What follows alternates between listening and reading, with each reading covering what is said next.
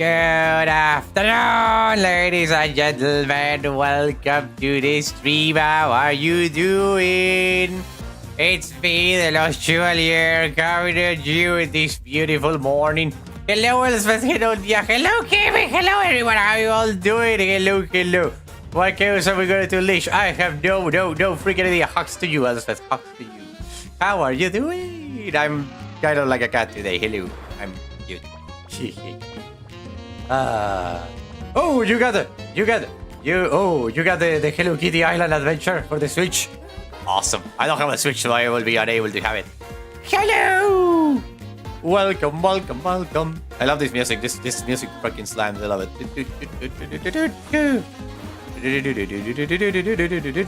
Let's jump into the game, though.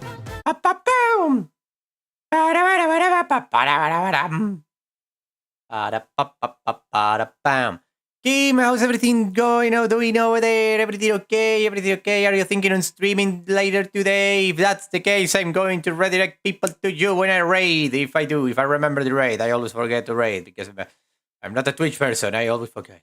Hello. hello, everybody. Hello.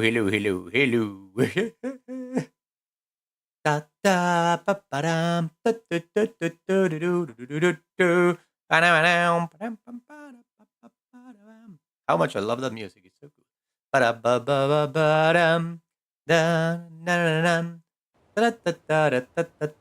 Tomorrow is the day Otter starts his job. That's so cool. I hope he goes well. I hope he does well. He will do well because he's super intelligent, super clever, and of course, a very driven person. Because he has someone to take care of, someone he loves, someone he wants to hug, and who wants to see happy all her life, and that's you, Kimmy. Such a sweetie. Such a sweet. What the frick? Oh, that's right. I'm playing in an account that isn't mine. I'm so sorry. Oh my god, I have a daddy account here. Oh yeah, she's so lovely. I have a daddy account here. What the hell? That's right. Because her cell phone was stolen. She was played on my computer. Yes, I need to back to login. Thank you. Oh my. Gotta get the back. Yay! Yes, it did. I'm a bit sick. Oh no! Stomach bug, no! No, not the stomach bug. Okay, how the frick do I change an account here? Oh, there we go, logout. There we go. I believe that's the way. Yes. Yes, I know the user agreement. I mean, I don't know it. I never paid attention to it. I believe this one is on. Yeah, this one is on. Recommend use. Yes, log in.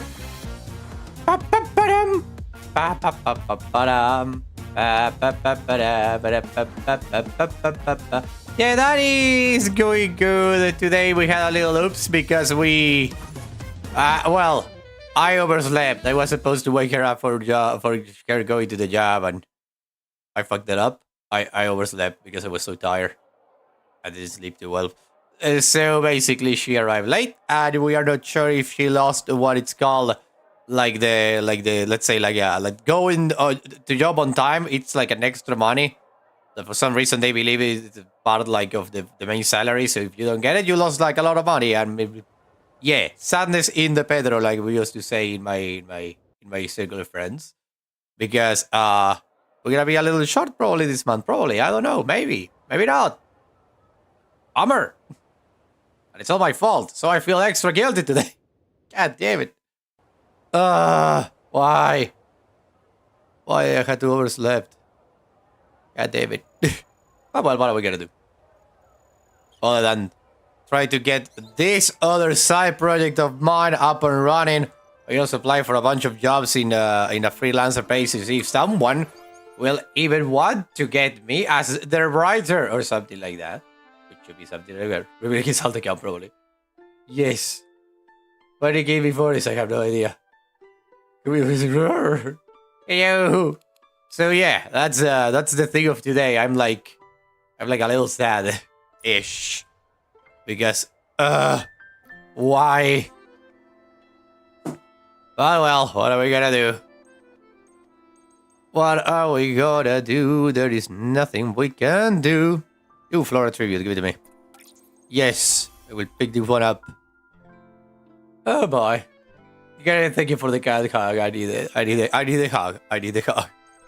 I feel so guilty because I fucked it up today. But I was so tired. Okay, so I wish I would have any for this, but no money for those. These are expensive. I would love the queen. This one over here is exactly. This one looks like a lady in waiting. Well, the clown one will be amazing because it's so cute and sexy. But other than that, What is evolution? What do we have in evolution? What do I have in evolution? Why are you showing me this of the rainbow of Momo? What is this? Boyo, boyo, boyo, what? Wait, does it have different description? I'm completely close. Oh, it has different descriptions when you go up. Okay, let me go and see the other one then. Oh my god. Yeah, we all need a hug from time to time. I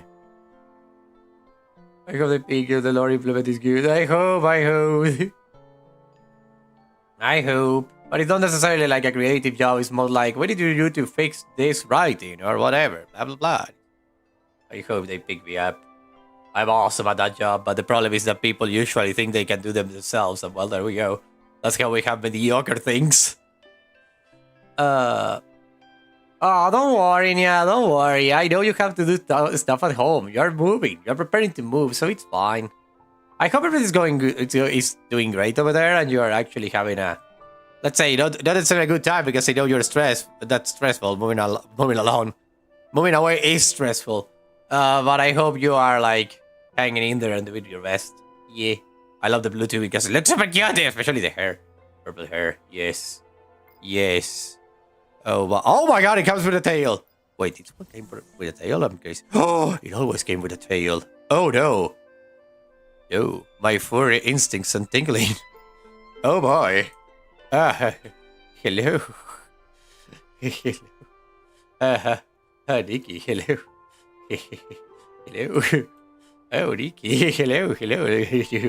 Oh my, yes, indeed. Oh no.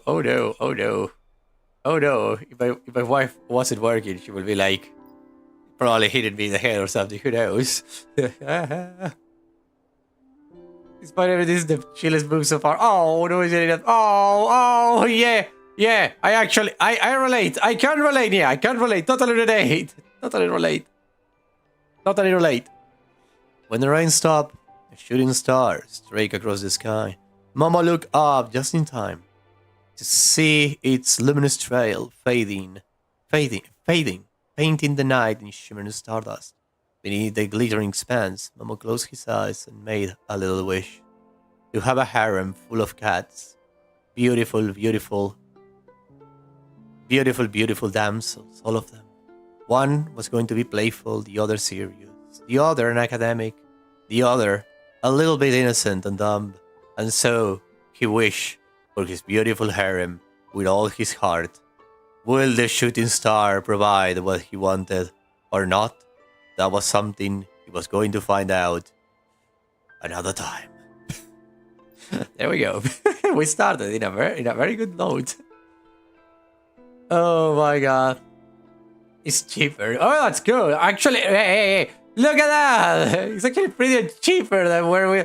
See, I told you that was going to be a possibility for you moving. It could be a possibility that you were going to move out of a horrible place to go into a better place that is even cheaper. That's awesome.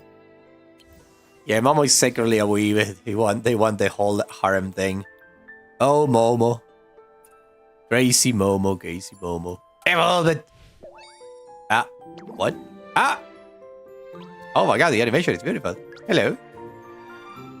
Ah, that's beautiful. And Momo is literally like, Oh my. Wait. They have different. All of them have different descriptions. Why do I have hello, Bodo? What kind of thing am I receiving in my phone that is so important that it must be like with sound? Pretty sure I said that I didn't want any sound. Give me a second though. I need to like no. Let me just work with me, phone. Okay, I'm gonna need to put the phone completely in silence then. So let us do this and go here.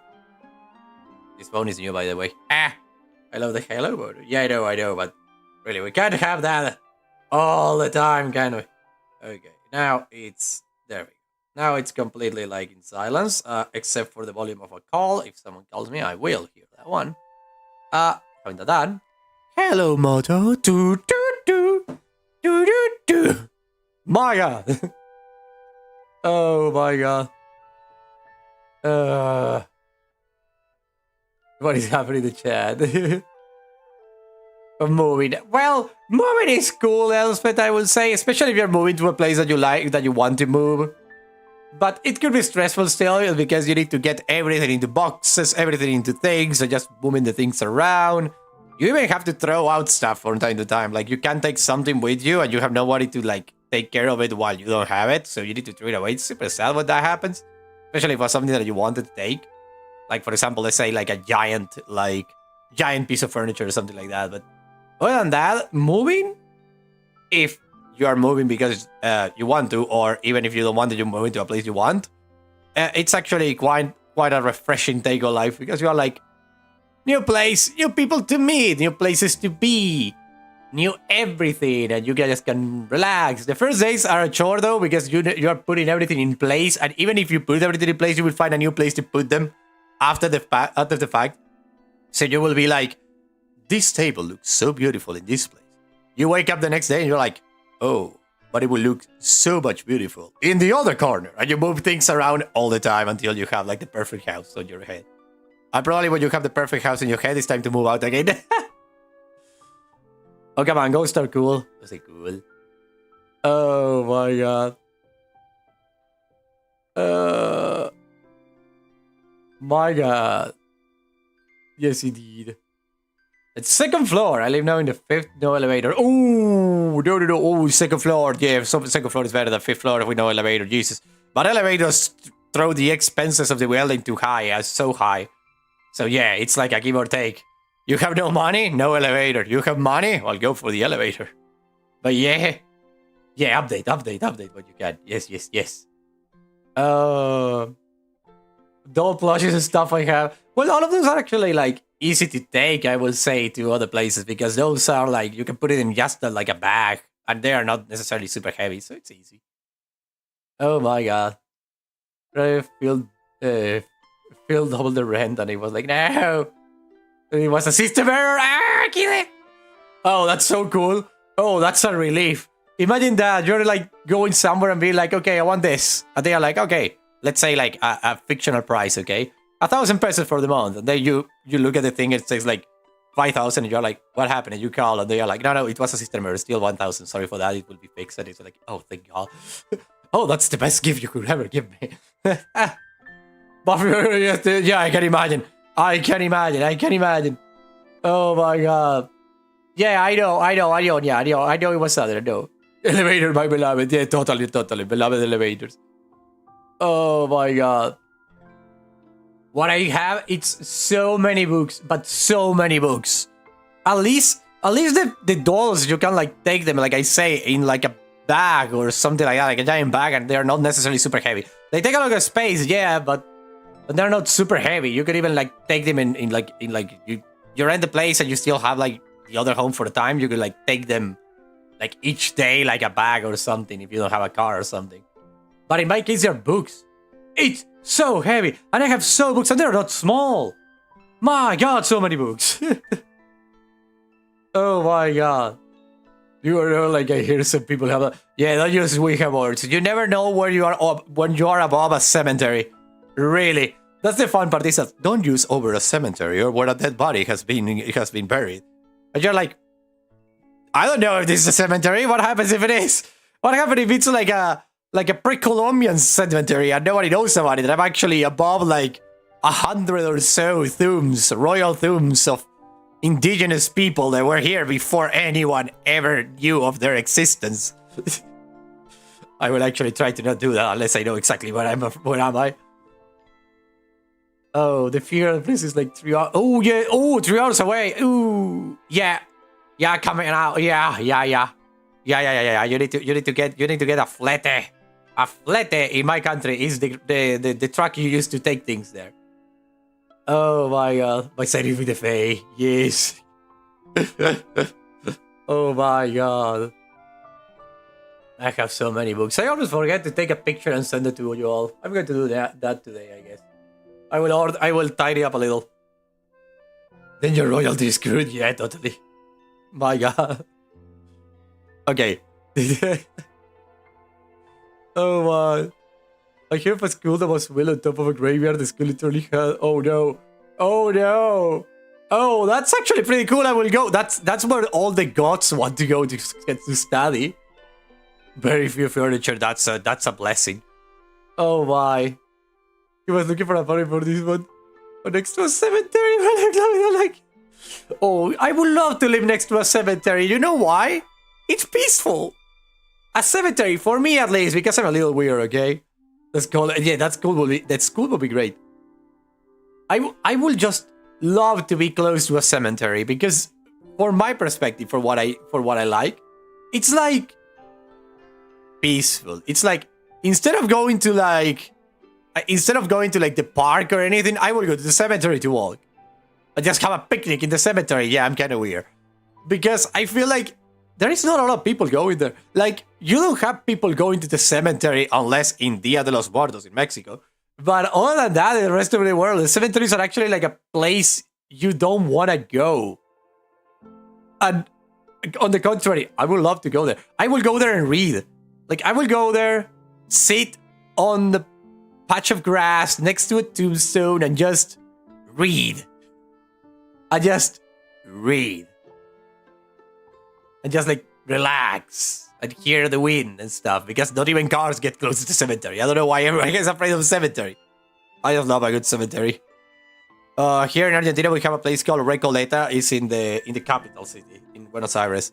It's the cemetery of Recoleta. It's full of mausoleums. It's like a labyrinth. It's huge. The architecture is on point, beautiful. It's the best thing ever. I went there just one time and I wanted to be there forever. My father, who used to live near to that place before it was all walled up, because it's now, I believe it's a UNESCO Humanity Patrimony or something like that, because it's so beautiful. Like, all the mausoleums are top-notch because of the yellow fever that happened in the 800s, more or less, or the 900s, I don't remember.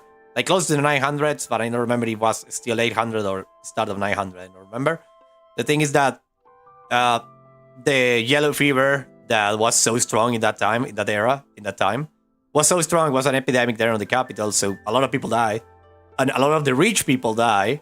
And the rich people started to build this place full of mausoleums with all the sculptures, all the details are beautiful. And it's kind of like a giant labyrinth. You can get lost in it. If you, lost in it. You kind of get lost with it. As long as you know where the exit is, you just need to walk in that direction. But the thing is that it's a labyrinth. There are dead ends and stuff, and a lot of mausoleums left and right. Some are big, some are small, some are freaking palaces for the dead. And it's like a beautiful place to be. And I was there and I saw artists drawing like the statues and whatnot. I saw people just walking around because it's a tourist attraction, but walking around in like full respect, just going around. And I was there and I was like, I should have brought a book and just sit down in one of the benches that is like in the main plaza of the place, because it has like a giant plaza in the middle, and just sit down there and just rest a little because it was so peaceful and quiet. I loved it. I loved cemeteries so much. I don't find like a place of like death and decay. I found it like the place of rest and peace, I would say, because it's really peaceful. I like cemeteries a lot. And then it's the thing of like, it's a place of respect. Like when you do silence, you're not necessarily doing it out of like a rule when you're in a cemetery. If you're in a cemetery, you do silence because of respect for those deceased. So you're like peacefully just resting there. It's perfect for people with autism and, you know, sensory overload. Nothing better than a cemetery.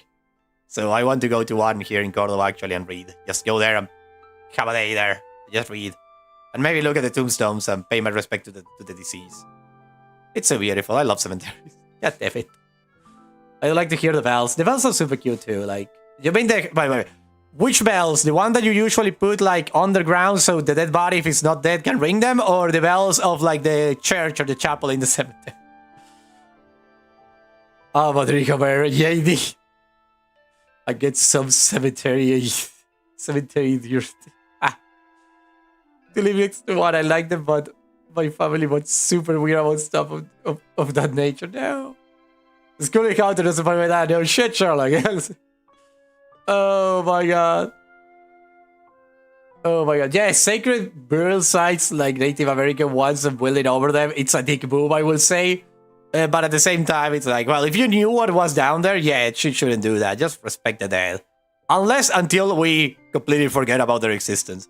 And what I mean completely forget about their existence is like, for example, in Europe, that you just build your house and you find out, like, when you're digging down, that it's like, you know, like a whole Viking era cemetery, and that you are like discovering the past. That's the only way I could say, like, wheel over a cemetery, if it's you have no idea it's there. But if you know it's there, don't do that. Oh my god. Ew, JD. Oh my god. Towers in England and castle areas believed to be haunted by spirits of royal people who were... Yeah, totally possible. They put water where somebody's in there. Oh my. Oh yes, Savage, that's a thing. Oh man, silly. Yes, Savage, that was a thing back in the day. I don't know if you're here because of the ad. I'm going to actually... Well, now it's 3 minutes until the ad is over. So I'm going to play an ad also on YouTube to see if the algorithm loves me a little more. So I will put an ad break over here. Let me just put the timer on and put like an... I need to create like another thing. Instead of timer, I should put like... let me create something real quick over here. So I can put like another text. Very well, that says...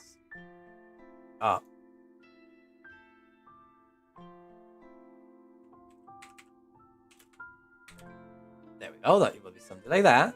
Okay. Very well.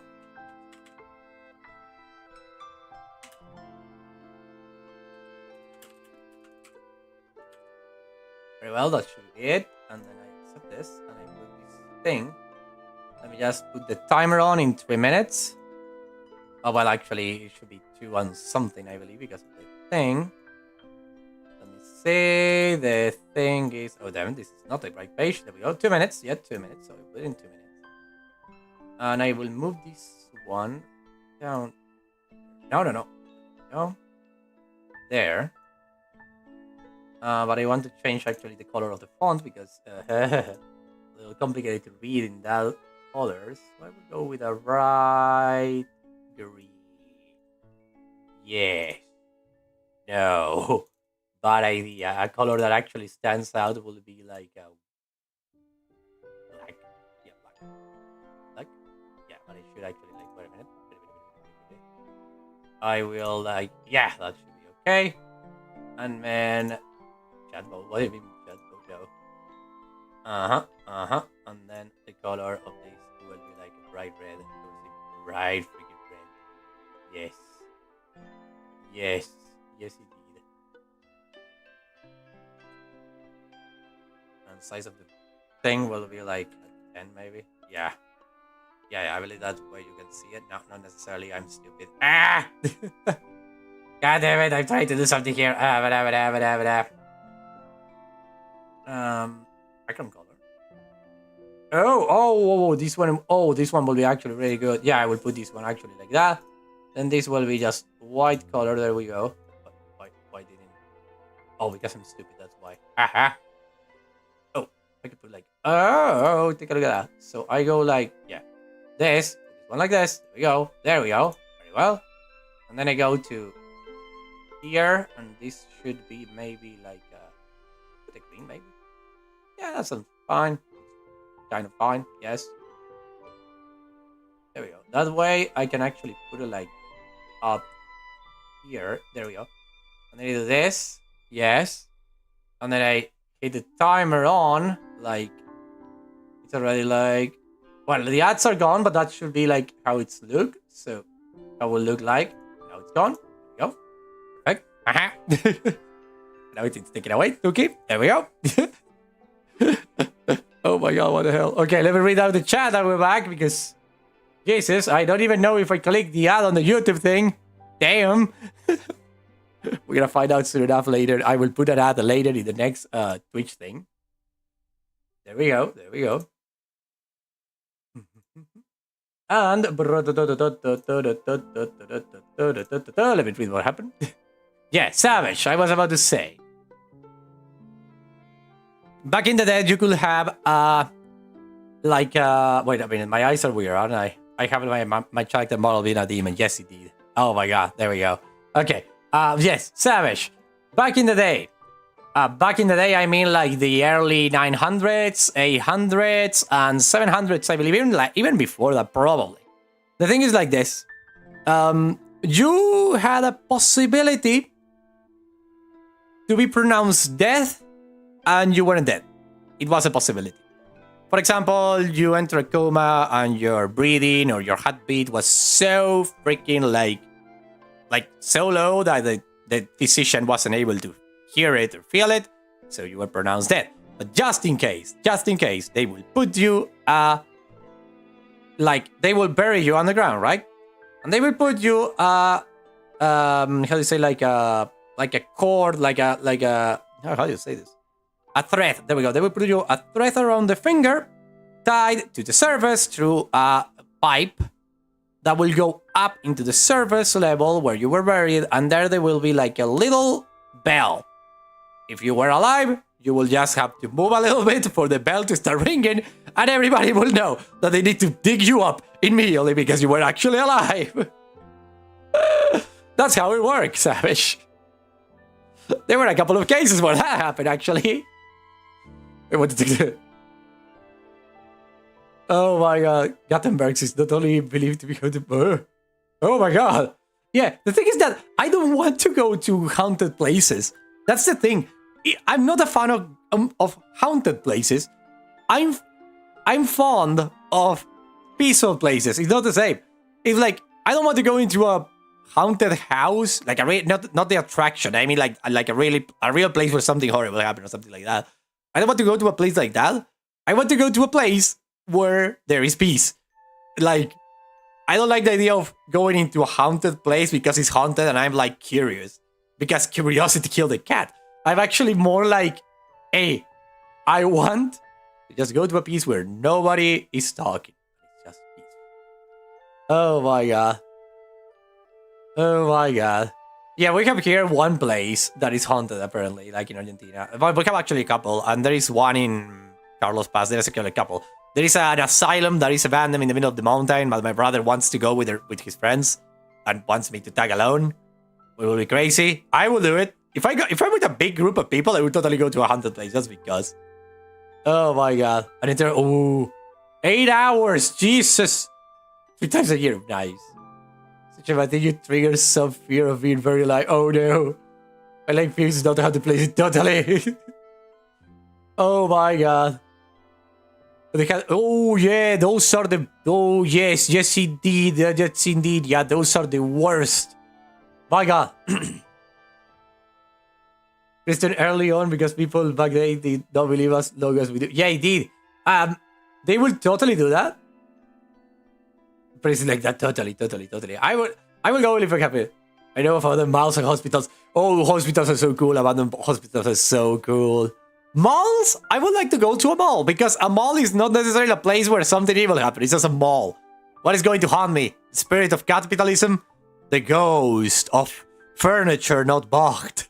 The ghost of electric devices not bought in time before they turn obsolete. So you are being chased by light bulbs that emit too much noise and heaters that do other things. That will be fun. Hospitals, on the other hand, I will never put a freaking foot on a hospital that was abandoned. No freaking way. The prices. Yeah, totally.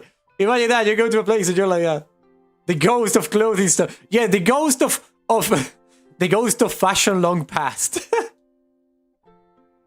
In my case, as I look at me back, way too full of dark and basic story. Yeah, the thing of the history of asylums and all of that is I believe they need to come back because there are a lot of cases actually where mentally, let's say mentally ill, just to have a way of phrasing it. Mentally ill people cannot take care of themselves and their family cannot take care of them properly, either because they work or whatnot. And when I mean like mentally ill, I mean the people who talk with dinosaurs in the corner of the room or something more like up. The thing is that they should come back, but with modern techniques, because really, the old techniques were all... They were wacky, but they were wacky. They were crazy bananas. Completely crazy bananas. But the new techniques are actually not only more humane, but scientifically proven, so those are okay. And the personnel who work in an asylum actually know how to treat a patient that, for example, goes violent or has a mental breakdown or stuff like that. People who need care 24/7 can go to an asylum, etc., etc. I was actually almost listen to this one. Listen to this one, ladies and gentlemen. Listen to this one. Ooh, way to a dark ass food court, and in the middle is the shadow of a basket of a full chili Jack in the Box. Oh no. But listen, I was almost. I'm gonna tell a personal story here. I was almost sent into an asylum once, against my will. It was crazy bananas. I hated it. It was the worst thing ever. The reason why, I'm going to tell you, I had a pretty dark time before the pandemic. Like really, really dark. Imagine the darkest thing you can imagine. Well, multiply by 1,099,999. It was horrible. I was at the edge, okay? So I went looking for professional help. The Grippy Sick Hotel too. It's something, I guess. The thing is, like, I went there. Listen, I had a horrible thing happen to me, okay? It's an experience, I can imagine. I had a horrible thing happen to me, and I realized after, like, a couple of months after the whole thing ended that a horrible thing happened to me. Another story for another day, and for another day, I mean, like, for another year, because I don't want to talk about this one too much, but I'm going to give you, like, the abbreviated thing, like the summarized version. The thing is, like, after I realized what happened to me, I had a mental breakdown hard. I went down into a spiral of depression and anxiety like you have no idea. But I was, I believe in English is counseling. It's like a psychologist was taking care of me. It was a psychologist from the state that specializes in crimes. The thing is that lady that was treating me actually wanted that I made they actually were trying to get proof, like evidence from stuff. So they were actually pushing me to get that evidence, which actually triggered another mental breakdown down the line. The thing is that, yeah, they were all for that. They were not like really like trying to help me or anything. I felt like they were just like trying to kick me in the balls all the time. It was horrible. I'm okay with asylum, can be back so long as they don't repeat. Oh yeah, that's okay. Yeah, Elfes, that's exactly how it should be. The thing is that I had this mental breakdown. I was really bad, like really, really bad. So I went there in an emergency. And this lady was like, oh, I shouldn't be like having you today. What happened? And I told her what happened. She brought another person. They made a couple of questions regarding to my case. And that couple of questions were like the worst thing that has ever happened to me, because it was so clear that they were looking just for evidence, not necessarily caring about my mental well-being or my well-being in general. They were just being like, tell me more details. And I was like, why? I just tell you what happened. And they were like, no, tell me all of them. And I was like, God damn it. So basically, I was like, but I don't want to take any pills. And the psychologist there was like, okay. A day went by, 24 hours, and I was like, I need pills. I'm completely dead. This is the first time I'm going to take medication against depression, anxiety, whatnot. So I need pills, and I go and I say to her, hey, I need a let's say it in plain, like in the wrong term to say, not a psychiatrist. I need a shrimp. I need someone who can prescribe medication to me. And they were like, very well, I will write a letter and I will get you an appointment with a psychiatrist in X hospital. And I went there with this letter, right? And when I go in, I sit down, I'm there, I start telling my thing to the guy. The guy is like, here, listening to me. The guy was, I'm gonna be honest with you, it was fucking disgusting. Like, really, not an ounce of, like, empathy for my case or anything, because he was a public servant, he was a public psychiatrist, and he's actually used to just, like, prescribe medication, and, like, the follow-up is just more medication. Like, there is not necessarily, like, a therapy, it's more like, you're feeling sad, take this X time of day, take this. And this, like, he was like that with everyone, because he had like hundreds of patients per day, so it was crazy bananas. So I go there, I say my thing, and then I'm like, and my psychologist give me this letter, and I handed him the letter. He grabbed the letter, he read it, he looked at me, and he was like, okay. Can you sign the letter down here? It's missing your signature. And I was like, yeah, why not? Completely naive. 25-year-old me, or 26, I don't remember, completely naive. I signed the letter, and he immediately snapped it out of my hand. Like, I leave it on the table, and he's like, bah! Like, super quick, like, check, this is mine now. Like, he was like, with this, you have granted me permission to send you to the asylum. And I should do that, I was like, I die. In that moment, I went, like, pale as a ghost. Because I was trying to start university again. I was, like, having, like, all my projects, like, trying to get my life back together and everything. I was like, okay, let's try to get back my life together. So I do this, I do that, okay. So he snapped the thing, it was like, I could with this, you can give me full permission to do this, and you can't say no if I say you need to go. And it was like, I feel cheated.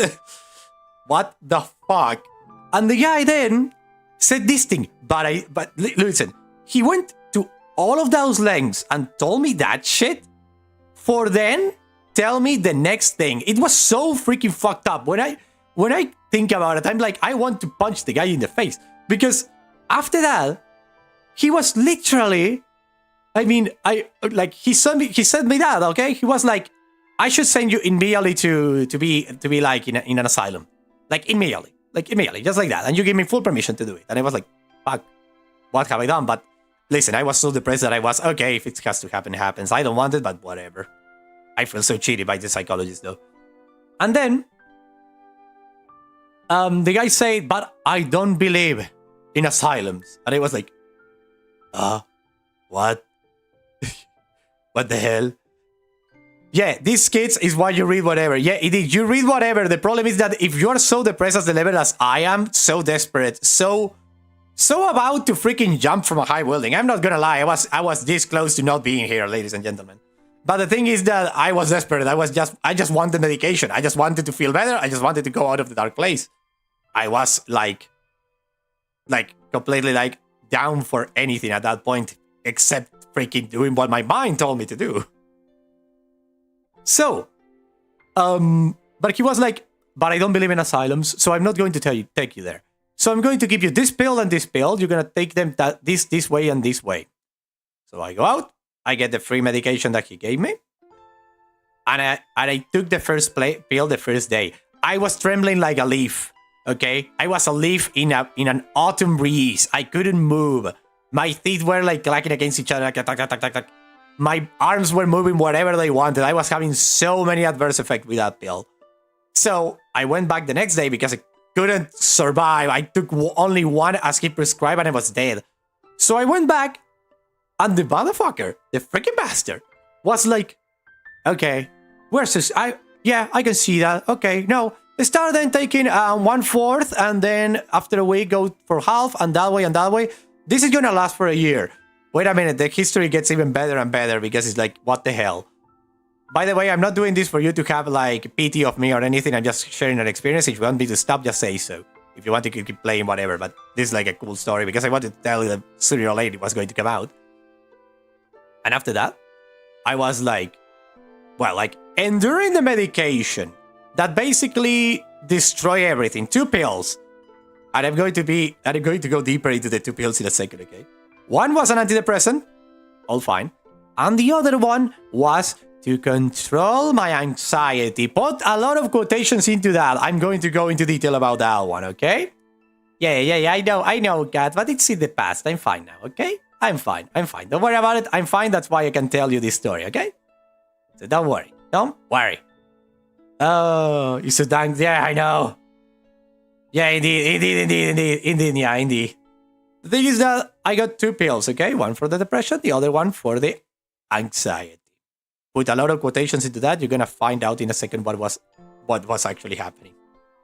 So the guy was like, you're gonna be taking this for a year.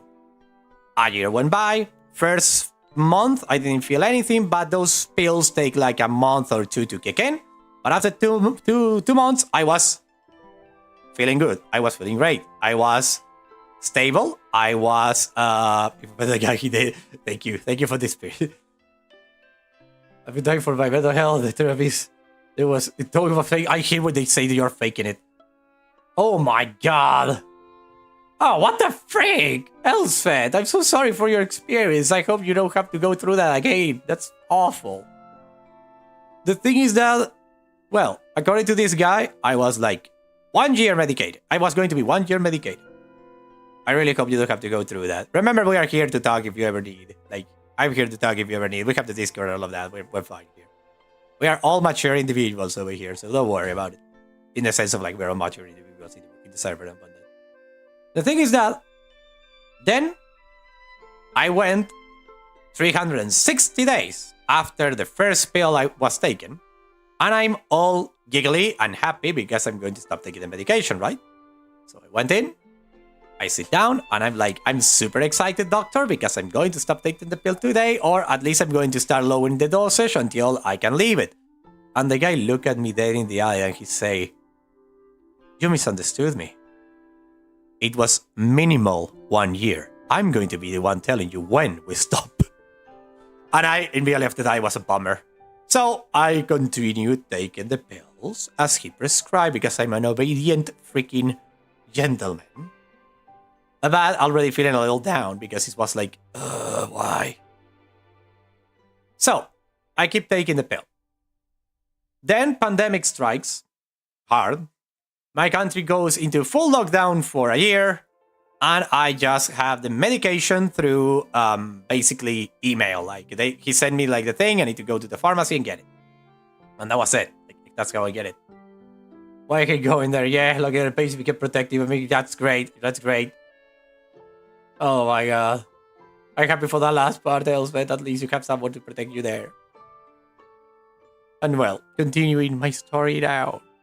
So I went there, okay? I'm taking the pills during the pandemic. Now I'm going to tell something personal. You see how I'm like the horny chevalier, right? Like the fun stuff, like I go all bananas and all that front, okay? There is a reason why I'm actually like super like that. It's because I like romance, I love sexy, I love kinky, I love all of that shit. You know it. You know, everyone knows it. Whoever saw me play Cabin Fever knows it. I love love. I love everything. The only problem was that I was taking the pill from the year and a half onwards, my libido disappeared. So let's say my romance, my energy, all of that was zero. And even went underground. Your creativity, if I'm not mistaken. Yes, indeed. That also. I was going to get into that one soon enough. And also, because I didn't have any kind of like energy on the sexual part, that is super important according to Freud, my creativity also went down a lot. Like, I couldn't write a thing. I couldn't do anything. I was having problems. I was having trouble sleeping because I was sweating a lot. Yeah, it sucks indeed. Indeed, yeah, I know, it sucks.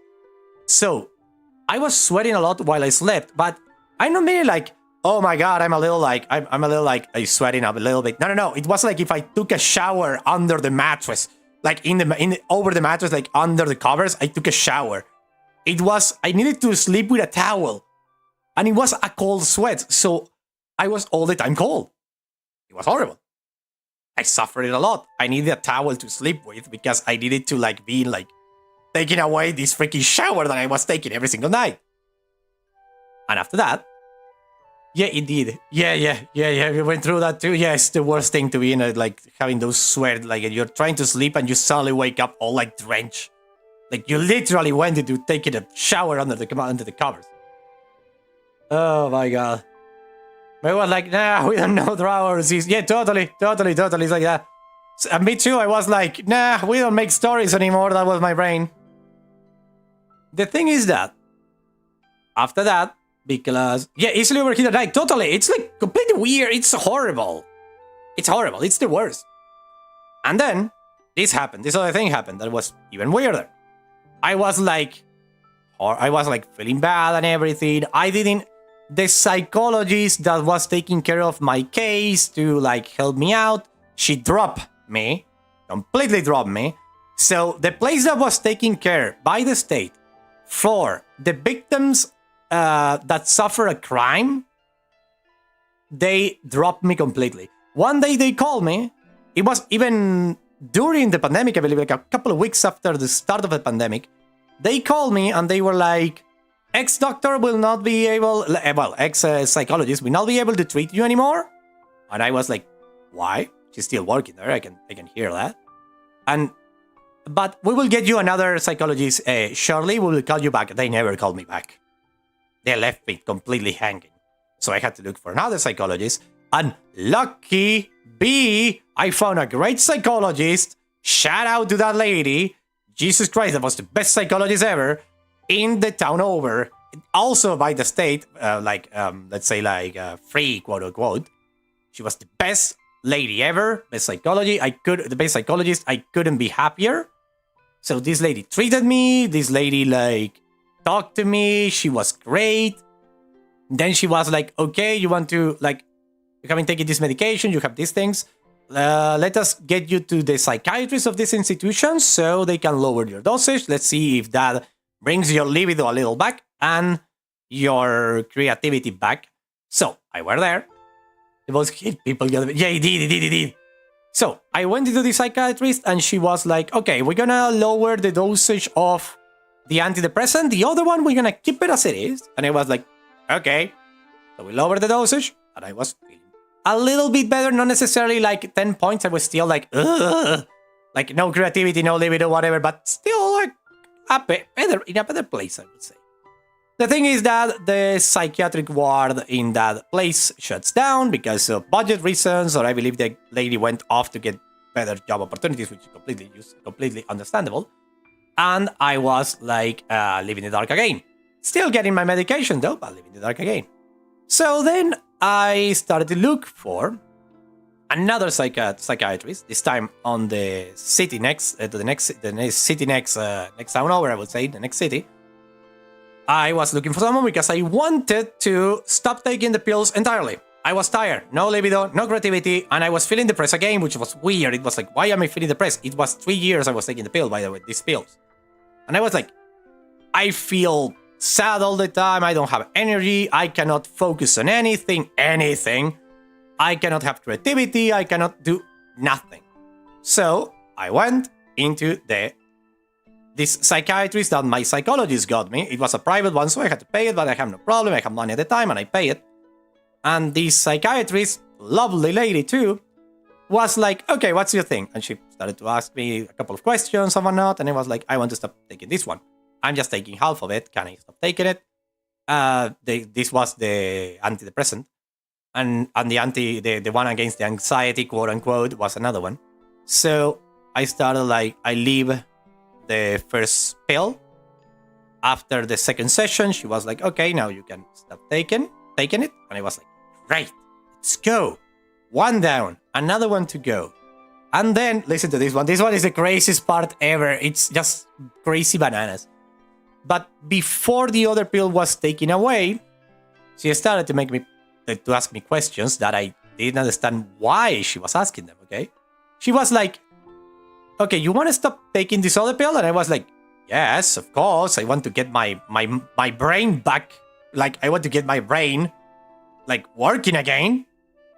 Okay, she was started to ask then, did you hear voices? And I was like, voices what? Of people who's not there. And I was like, no. And then she was like, did you ever hear voices of people who wasn't there? I was like, no, why are you asking these questions? And then she was like, did you ever saw someone that wasn't there? And I was like, no, what's going on? And then they throw me the freaking bomb. She then tell me, the other pill you're taking, the other pill you're consuming, did you know what it is? And I was like, it's something for the anxiety. And she was like, no, it's an antipsychotic. And I was like, wait.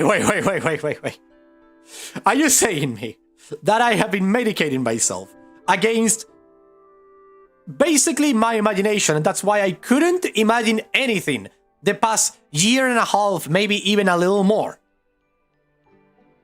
Why was I given an antipsychotic?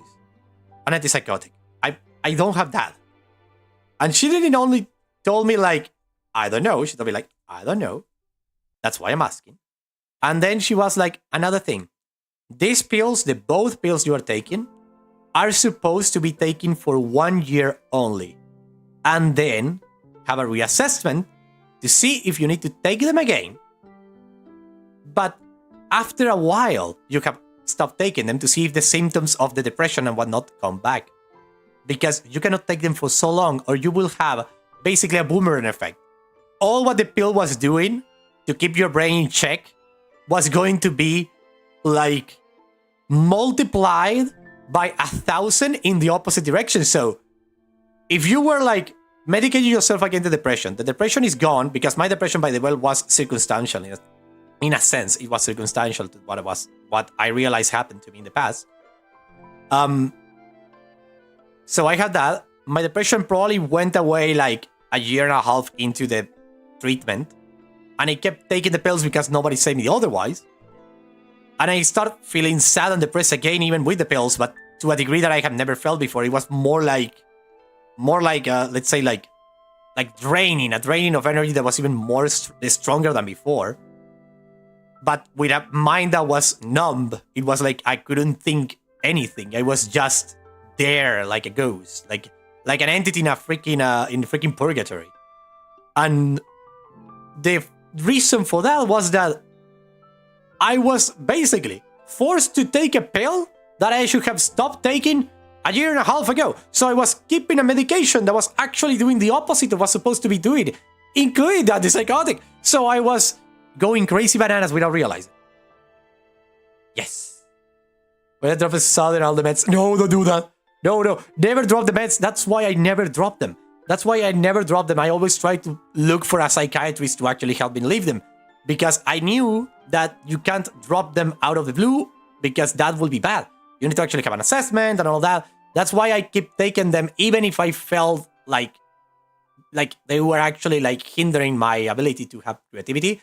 I keep taking them because I wanted to do it properly. If I was going to leave them, it was going to be supervised by a professional. And that's what I did, luckily. And now here we are. My God. We're expensive and I was the one handling myself. Oh, 40, Jesus!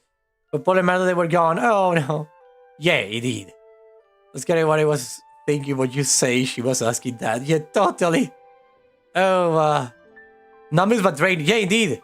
It's a numb because you are not thinking of ending anything. You are like, it's like when you are depressed and you're not medicated, you feel your brain is like coming up with a solution to a problem, and the solution is the end of everything, that's the problem. That's why you need the medication. The medication actually balances the chemicals in your brain to actually try to find a better solution. So it's kind of weird. It's like a help. It's not necessarily like it takes the problem away. It actually helps you see the picture clearer so you can actually go places.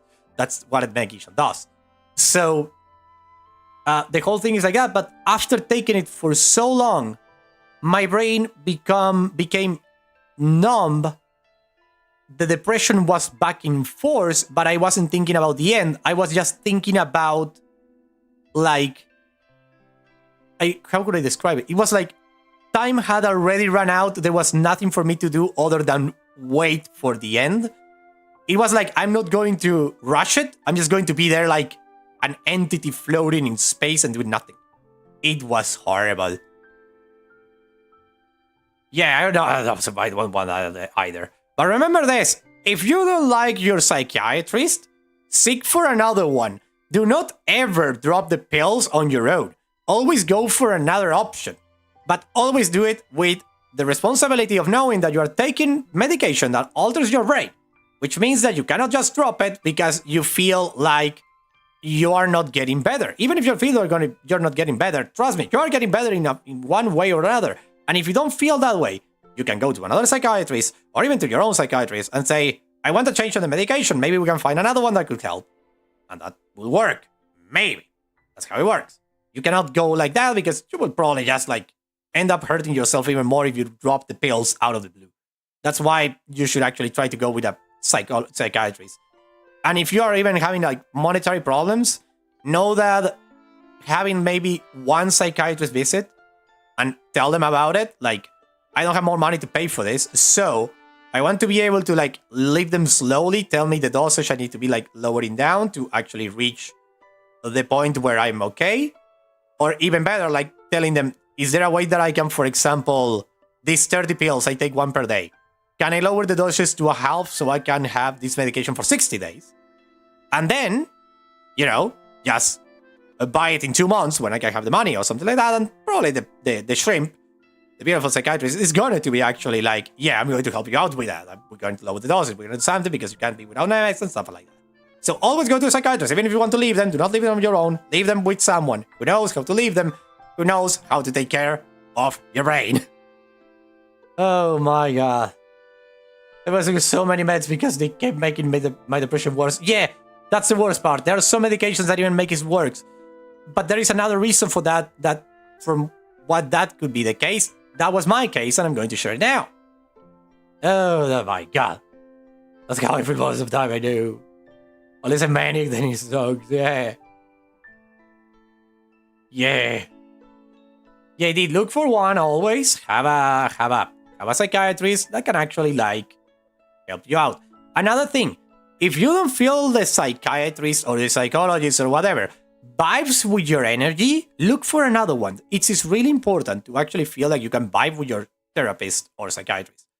Because if you don't vibe with them, you cannot do something that in the field of psychology, it's called transference. Like transference, I cannot explain it because I didn't understand it completely, to be honest.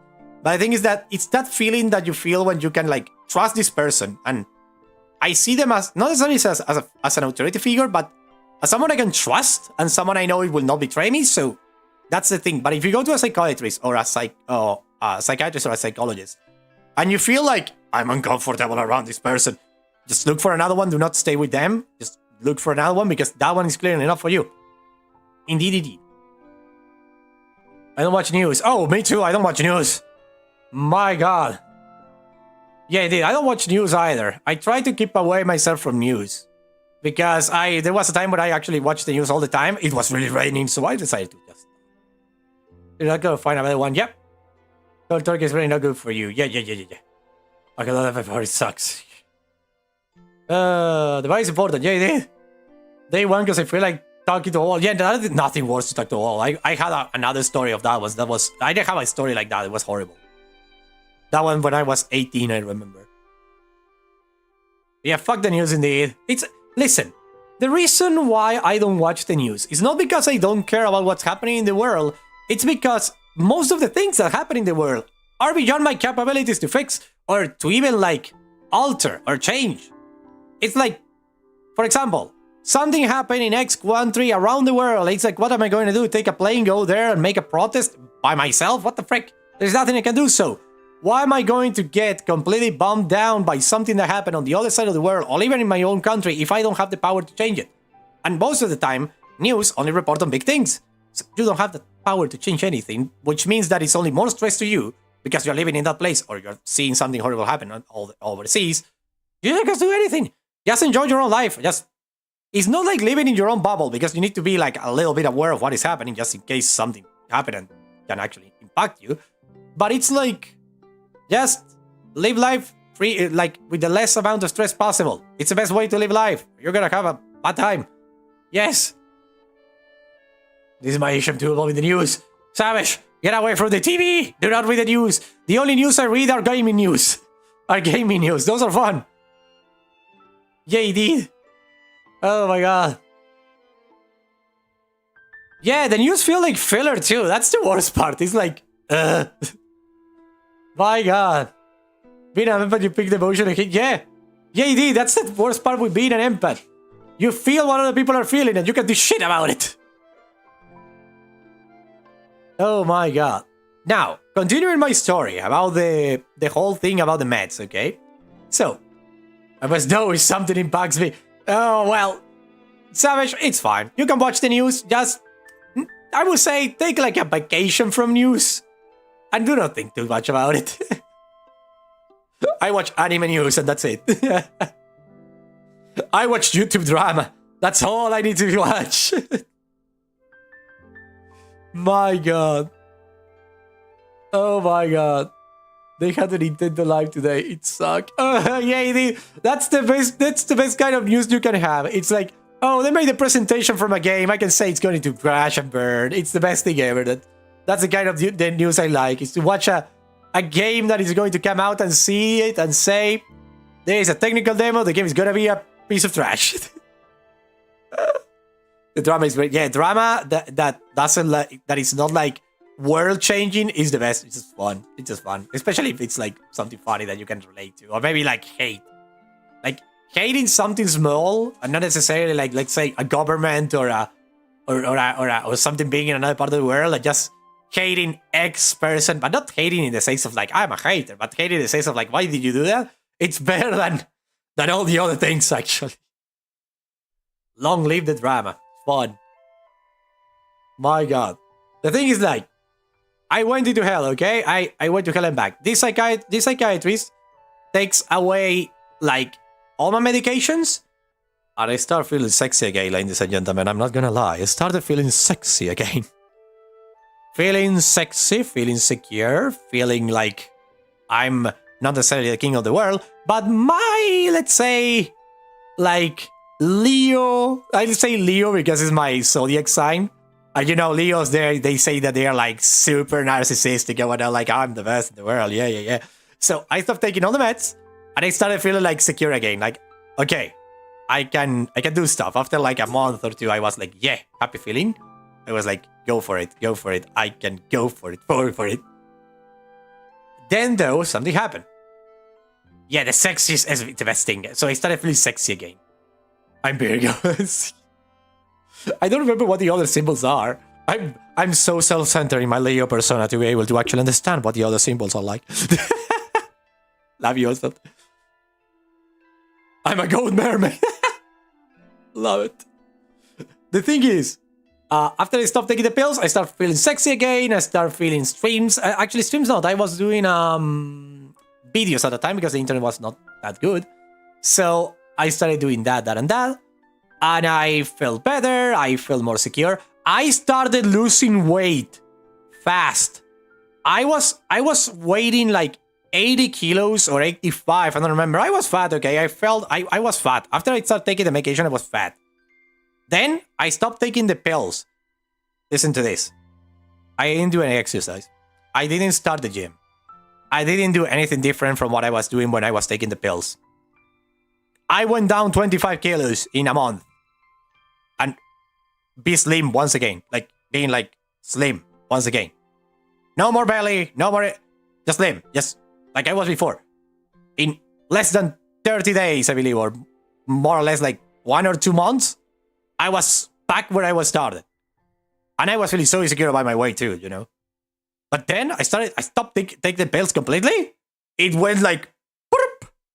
Like, the whole, like... The fat got sucked out of my body so fast. I was like, what the hell just happened? I lost it so fast though. Yeah. So yeah. The thing was that it was like I lost weight so much and so fast. I was like, I feel light again. I can do stuff. Yeah, it was super weird. I cannot explain how weird it was to being like unable to see, like, let's say like this, unable to see some parts of my body because of my tummy, and then it's gone. The tummy is just gone, completely gone. Because, like, for example, like he's like an actual cat. We all can do that here. We are all neurodivergent in this chat, Elspeth. We can all be cats. Or make weird noises. Like, I love it. So, I went down. I didn't even stop eating what I was eating and the quantity I was eating. I just went down weight so fast. It was it was amazing in the sense like, I felt secure again. So, I started to move with more security. I was okay, I was moving fine, I was everything okay. There is one thing that happened though in a moment.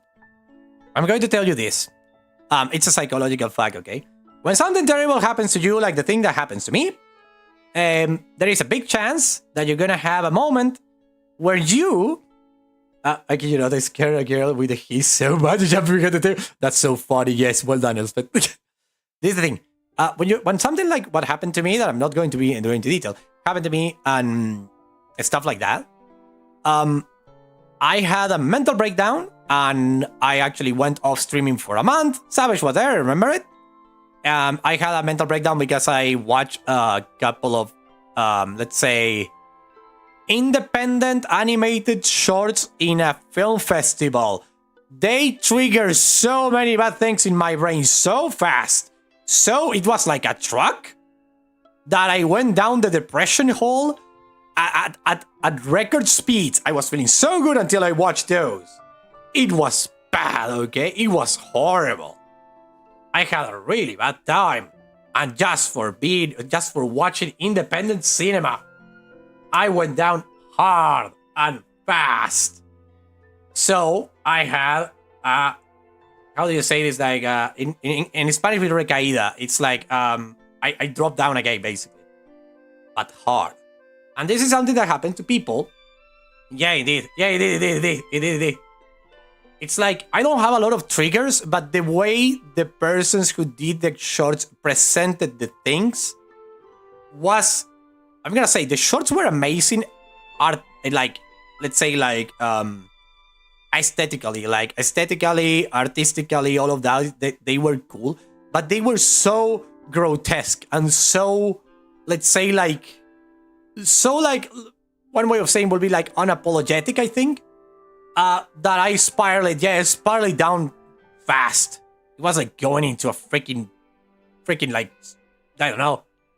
It was like going from praising it to I will be taking a week hiatus, then it wasn't a week. Yeah, that was me. That's what happened indeed, Savage. That was the thing. Yeah, that's the thing. I went in there and it took like a month. The thing is that they were raw. Yeah, they were super raw and graphic, and I was like, it's so cool what I'm seeing. Shit, I didn't need to see this. And I was down hard. And this is the thing. I took like a month. And that was a month where I was sick. I couldn't move. I couldn't do anything. I was down hard. And the worst part of it all was that, like, psychologically, what was happening in my brain was that in order to, like, let's say to, like, this is a thing that can happen to people who go through a lot of trauma. Well, let's say, especially SA, for my case, but there, I say it. And more, actually. So, went through a lot of trauma and all of that. Your brain will actually try to make you, like, in order to, like, give you a sense of power over yourself, your brain, instead of like admitting and realizing you were the victim, will go and think, oh no, you are the bad one. So my brain was actually like trying to kill me, I would say, because it was like, I did wrong, I was the bad one, I did this, and there was a moment in my life that was super beautiful. It's something that I'm not going to talk about. But the thing is, like, it was beautiful. It was a nice moment. And that week, when I was, like, going into a week hiatus that turned into a month, my brain took that moment of my life that was sweet and beautiful and turned it into a nightmare where I was a monster. And I was down bad. I was, like, feeling terrible. It took, like, a couple weeks of therapy. Yeah, it was like that. It's horrible. It's like your brain goes like, you were not the victim. You were the one who perpetrated the horrible act. And I was like, what? And actually, I wasn't like, what? I was like, you're so true. Yeah, brain. You are right about that. Yes, indeed. I deserve to die. It was horrible. Give me a second. I need to blow my nose.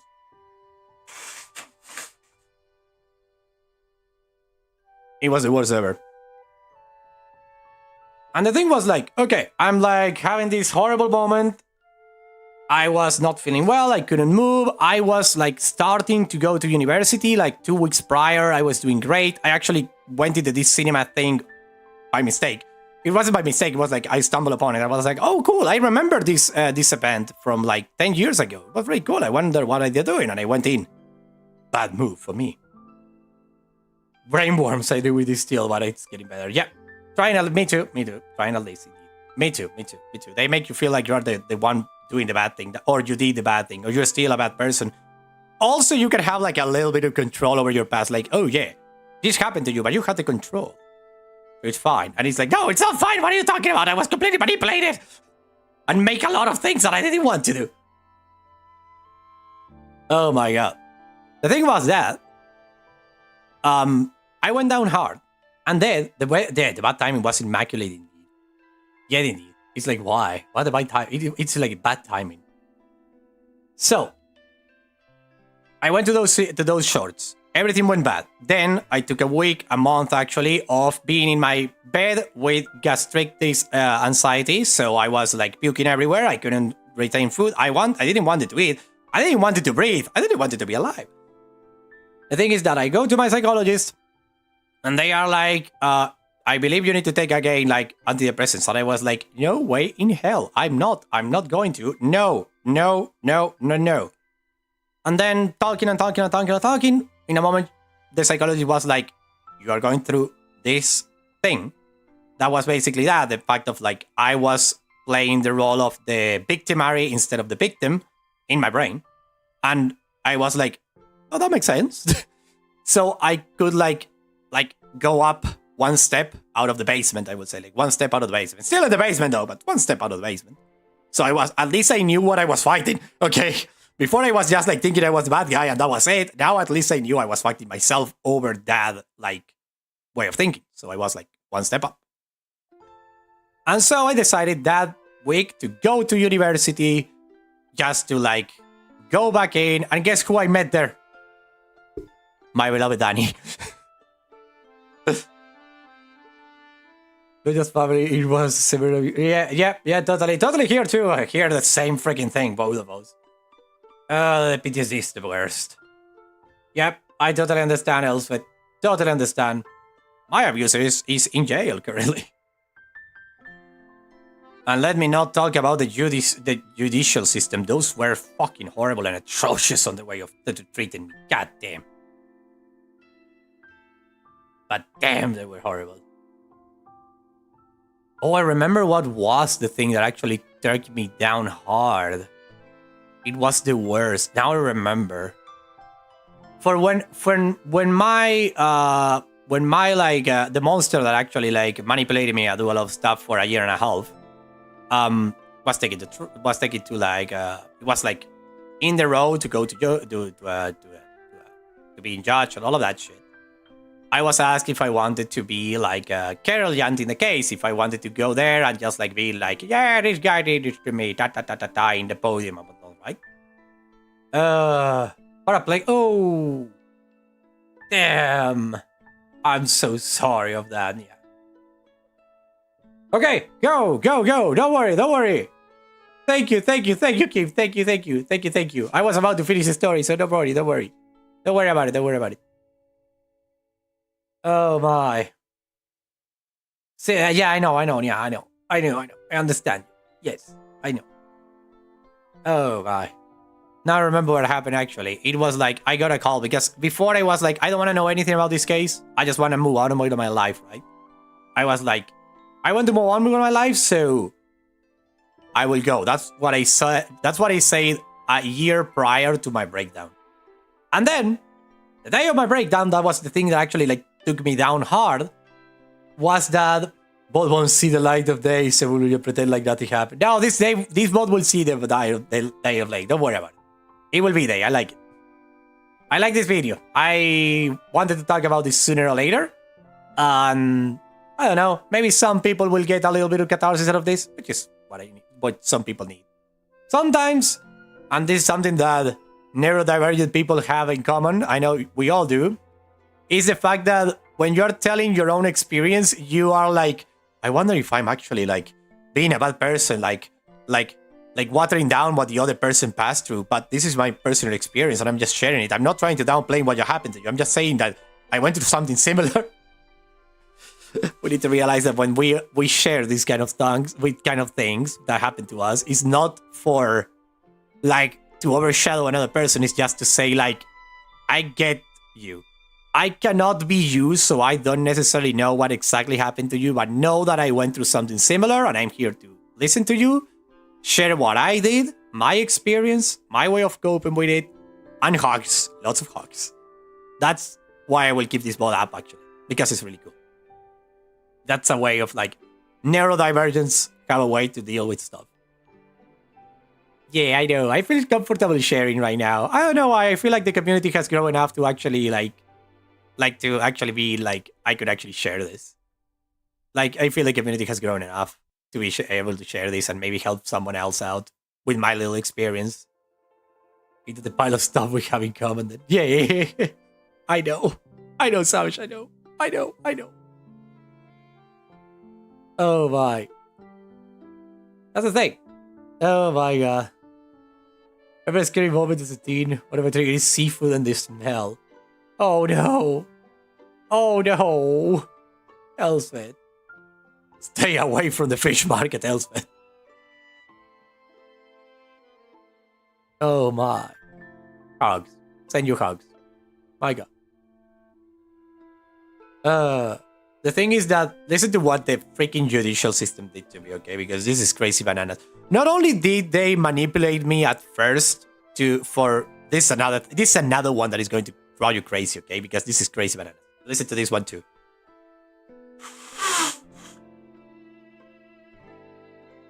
After a year, I was able to escape from my abuser. I was basically, this is what. I was on judicial terms. Like, literally, on judicial terms, I was... how do you say this? Serfdom. It's not like... It's like slavery, basically. I was basically a slave for, like, a year and a half. Both on the job and on other things. All of it. I was a slave, basically. Because I was mentally, like, not in a good place, I went into one person, who was a professional, by the way. And he was, like, treating me, and then everything went downhill. The thing is that, 1 year and a half, I was with this. So, this guy goes into prison because X and Y. It wasn't even related to the things he was doing to me or other people. It was just another thing entirely. It's like Al Capone. They catch him because of the freaking, like, tax evasion in that case. In this case was something similar. Because of a blunder he did, thank God. The thing is that I went into first the guys who were like the victim to the ones who will help you, the victims against crime, blah blah blah blah blah. So I went there, the psychologist almost sent me to the shrimp almost sent me to hell, etc. etc. Then, like, the pandemic ends, and I stopped taking the pill. Actually, before that, I was called to, like, be right back. Okay, don't worry. My God.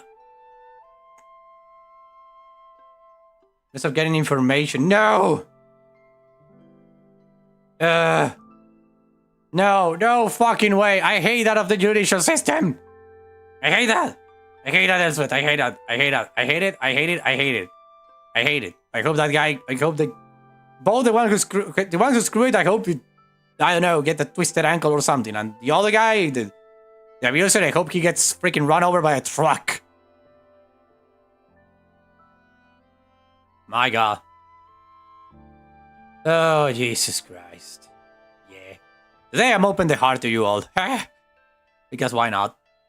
We started talking about the shrimp that freaking took me into a tangent of going to talk about my freaking experience with a freaking psychiatrist. The thing is that listen to this one though. Well, I'm going to actually wait for Kat to be here back. I will wait for Nya, I mean, but Kat. Okay. Sorry, Nya. Sorry, Nya and Kat, but you are all cats. It's a little confusing. I will wait for Nya to come back so we can continue the story with everyone here, if you want. Because, Jesus Christ. Plus, there is an ad that is going to start running in the Twitch in like 1 minute and 30 seconds. So it's a good moment to take a little time off while I go and fetch me some water because I've been talking all of this without hydrating, not even a drop. Oh my god. Sometimes all over the place, then you should, yeah, totally. We'll start talking about cemeteries, okay? And then we go to the psychiatrist. And then we went to freaking trauma thing. Trauma sharing. They like group therapy. Hello, my name is Chev. Hi, Chev. Water and some chocolate. I'll actually make some cookies here. Vanilla cookies. They're delicious. So I'm going to have those while we wait for the ads to end. So I'm going to actually reproduce the ad. And we'll be back when the ads stop. Love you all. So 3 minutes of ads on both ends, I believe. YouTube and the other place. Yeah, chain of different topics. I love my freaking audience and I love the way I do streaming. I hope you like it too. I hope I'm not being overwhelming or anything like that. And if it's really group therapy, it's just you. Hey, are you here or you're not? Are you here? You're right, in Savage. So yeah, you are here. It's group therapy. I'm sharing my things so you can like also take out something from this. So that's therapy. That's group therapy. It's like everybody here talking about stuff or actually just listening and like processing stuff from their own. My experience, the one I'm sharing with you, is not the same experience I lived through. It's going to resonate different with each of you, which is actually what is going to be helpful to you or maybe even like enlightened. Now it's time for ad, so let's start the ad on YouTube too, and I will see you in 3 minutes. So that's the thing. Let me just put the ad is running. Ads going on, and I will be back in just a minute. I love you all too. Okay, ads are running out. I always bought dogs of it. Sharing something parecido. Yeah, it did. Love you all. And there are ads, so they're gonna be a 3 minute like break. Look at it. Yes, there we go. 3 minute break, and I will be back in just a moment. I'm very glad I found you on your channel. Thank you, Elspeth. I was going to say something now that I'm here, because if you're here, I'm going to say something. Actually, I'm going to say when the timer stops. So, ads going on, which is something that's going on. It's going to be 3 minutes, and I'm going to actually go to the next screen. That is, I actually going to copy this one. Copy. Here, and like put it here. There we go. Ads going on. Up there. There we go. I can even like take away this, and I can take away what is background could be like taken away. Right. Look at it. And after doing that, I'm going to go to the other one. I will get water and chocolate too. I will get actually to drink something.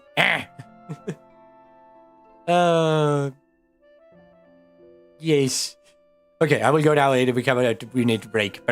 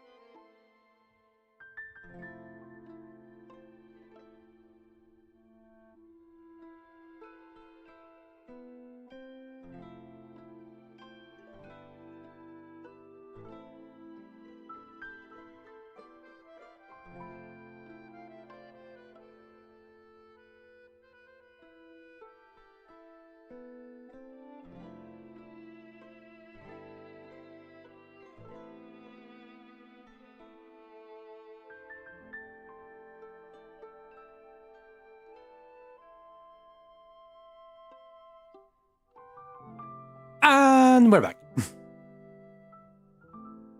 And this is what I wanted to say. I wanted to say this.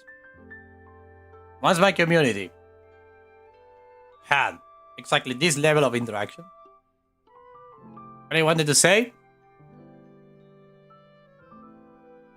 I was lost. I was the lost chevalier. Thank you for finding me.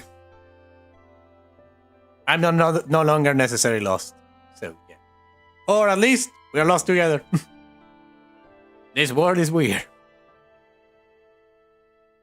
So, yeah.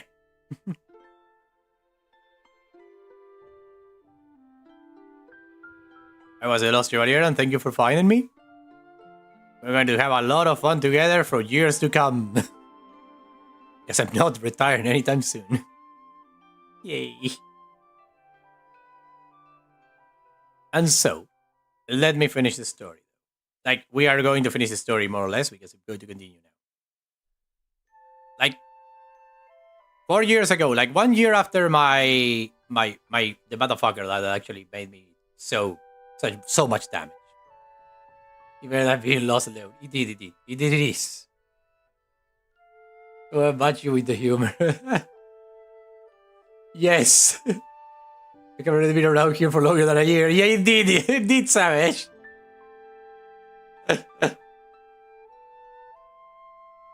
The thing is, after everything that happened, I got a call, like, because the freaking justice system here takes so long, okay?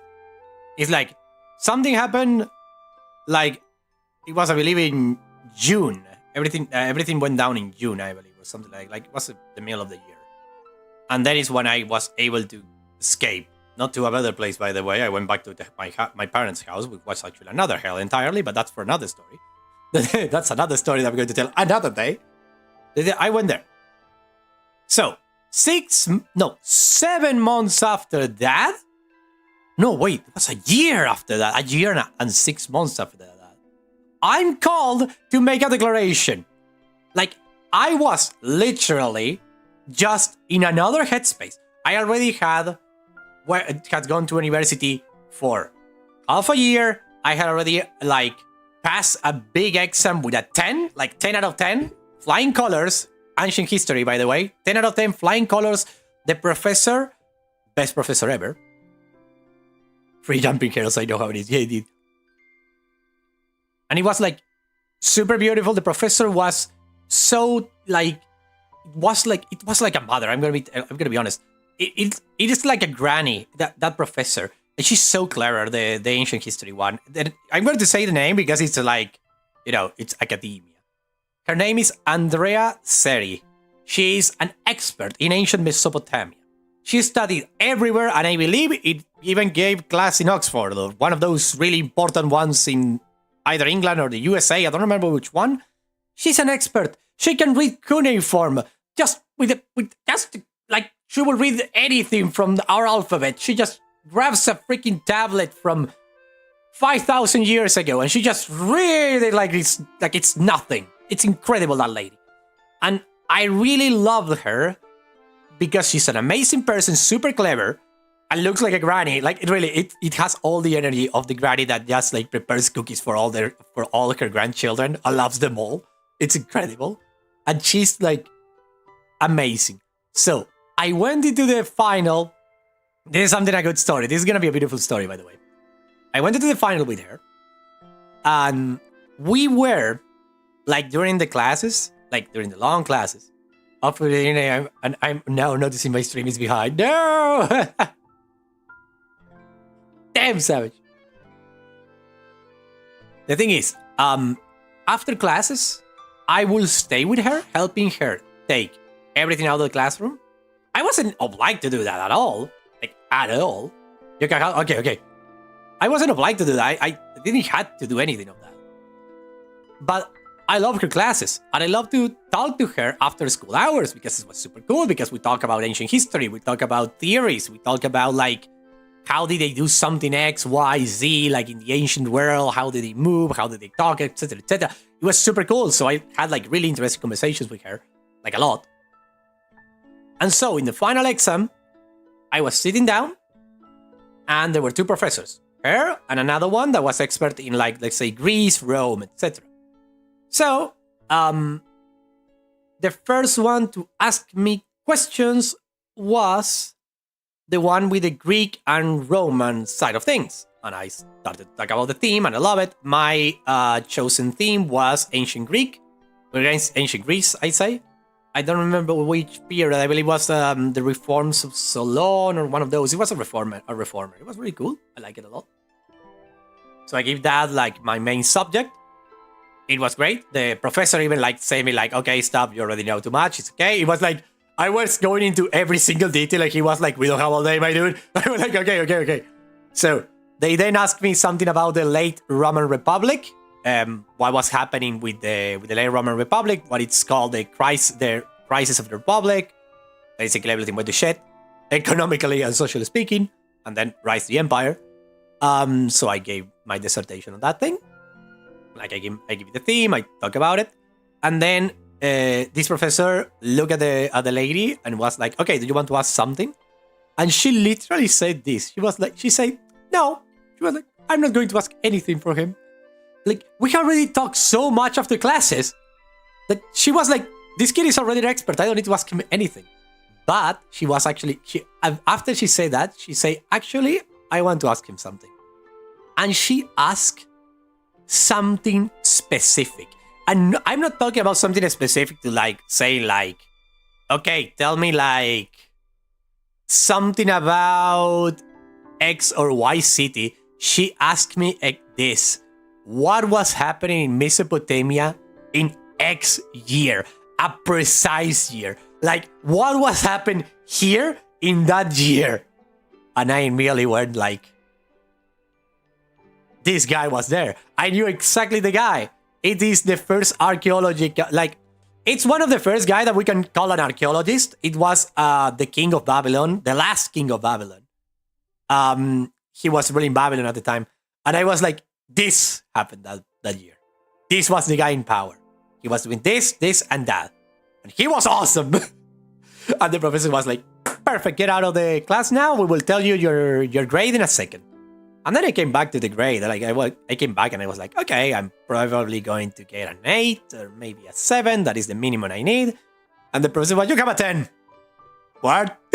I was like, I don't deserve a 10. You have a 10. Now, you could apply next year to be a professor, like the helper of the professor, like of the class. And I was like, yes. Yeah, that was me. I have been waiting for this for my whole life, indeed. And I was like, yes.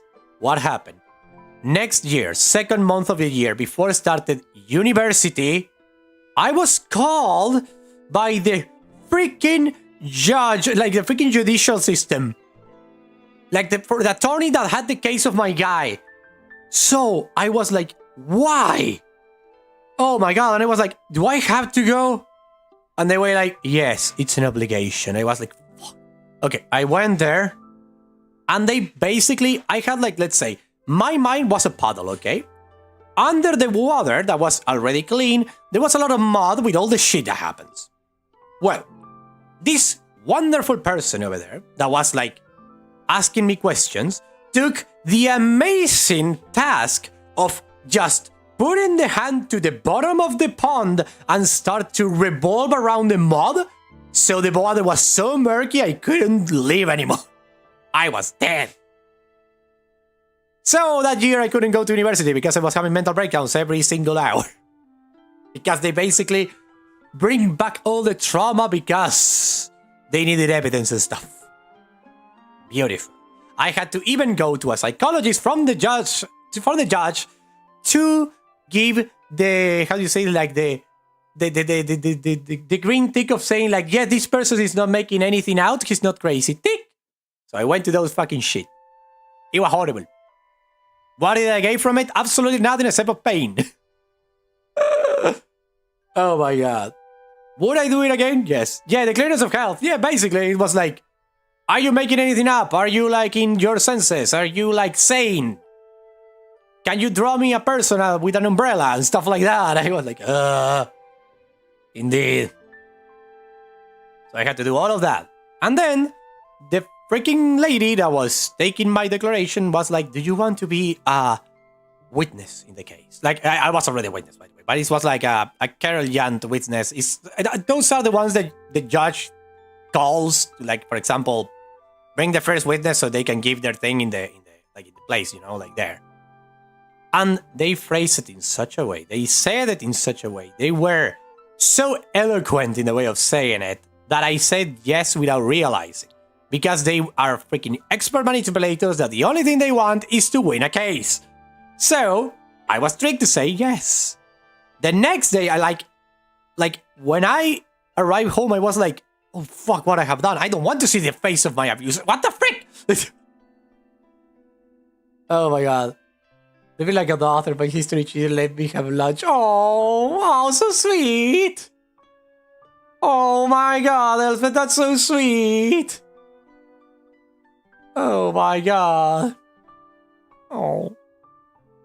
Yeah, that sucks. That sucks indeed, yeah. Well, I was living like... I actually, once I moved here to the city, I'm actually feeling better than when I was living in the other place. My friend had personal problems. Got it, don't worry. He's a stepdad. Oh, that's so sweet. The thing was that after they did all of that, I was like, I don't want this. And so I was like, I called to the place and I was like, I don't want this. And they were like, you already say yes, you can't retract from this. And I was like, what the hell? My father then, my father is an amazing person. I love him so much. It has all his problems and all his flaws. Yes, but he also is a good guy. I cannot say like my father was a bad person. I have my father up there. I love the guy. I love him. He's with all his faults, all his problems, etc. But I have him right up there. What happened? My father, when he got wind of this, obviously, he went to the place and started to shout to everyone because he's like that. He's like the man of action, one will say. So they take me out of the list. And they did. But they called me over again. And when they called me over again, they were like, your father was here telling me this and that. Are you sure you want to step down? Yes. And they were like, okay, you want to step down. But can you do me a favor? Can you go with our guys to a psychologist? Because we fear for your mental health. And I was like, well, I haven't had a lot of a lot of therapy as of late. So yeah, that would be cool. Take me there. Maybe I can talk with someone and maybe like unwind a little bit, feel better, whatnot. So I say yes. So they take me to a car to the mental asylum. And I was like, why am I here? And then I was like, maybe I'm exaggerating. Maybe here is where they work because it's a public establishment.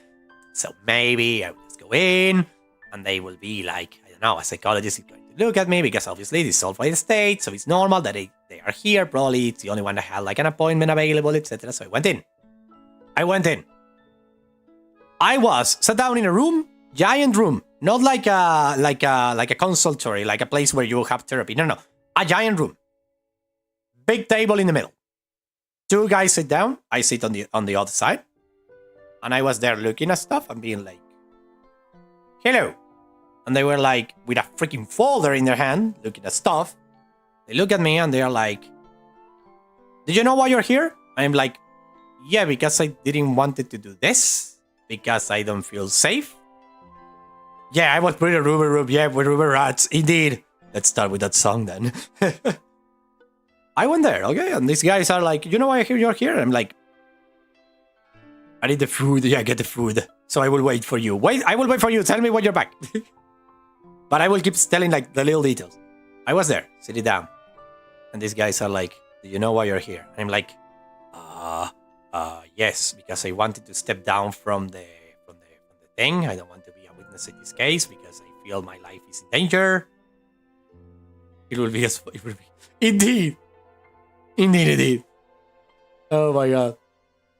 I don't want to be my life in danger because this is a dangerous person, and at the same time this and that. I don't want to have another trigger. I'm already like not in my best mental state. And when Nia comes back, I'm going to tell what happened. what my father did. And he denied he did it though. My father denied he did what I'm about to tell you. But he did something in order to get me out of that situation. But he never told me, so I was caught off guard. It was crazy bananas. Crazy bananas. I'm going to get the food too because I have here my cookies. Delicious. It was crazy bananas. Delicious, delicious.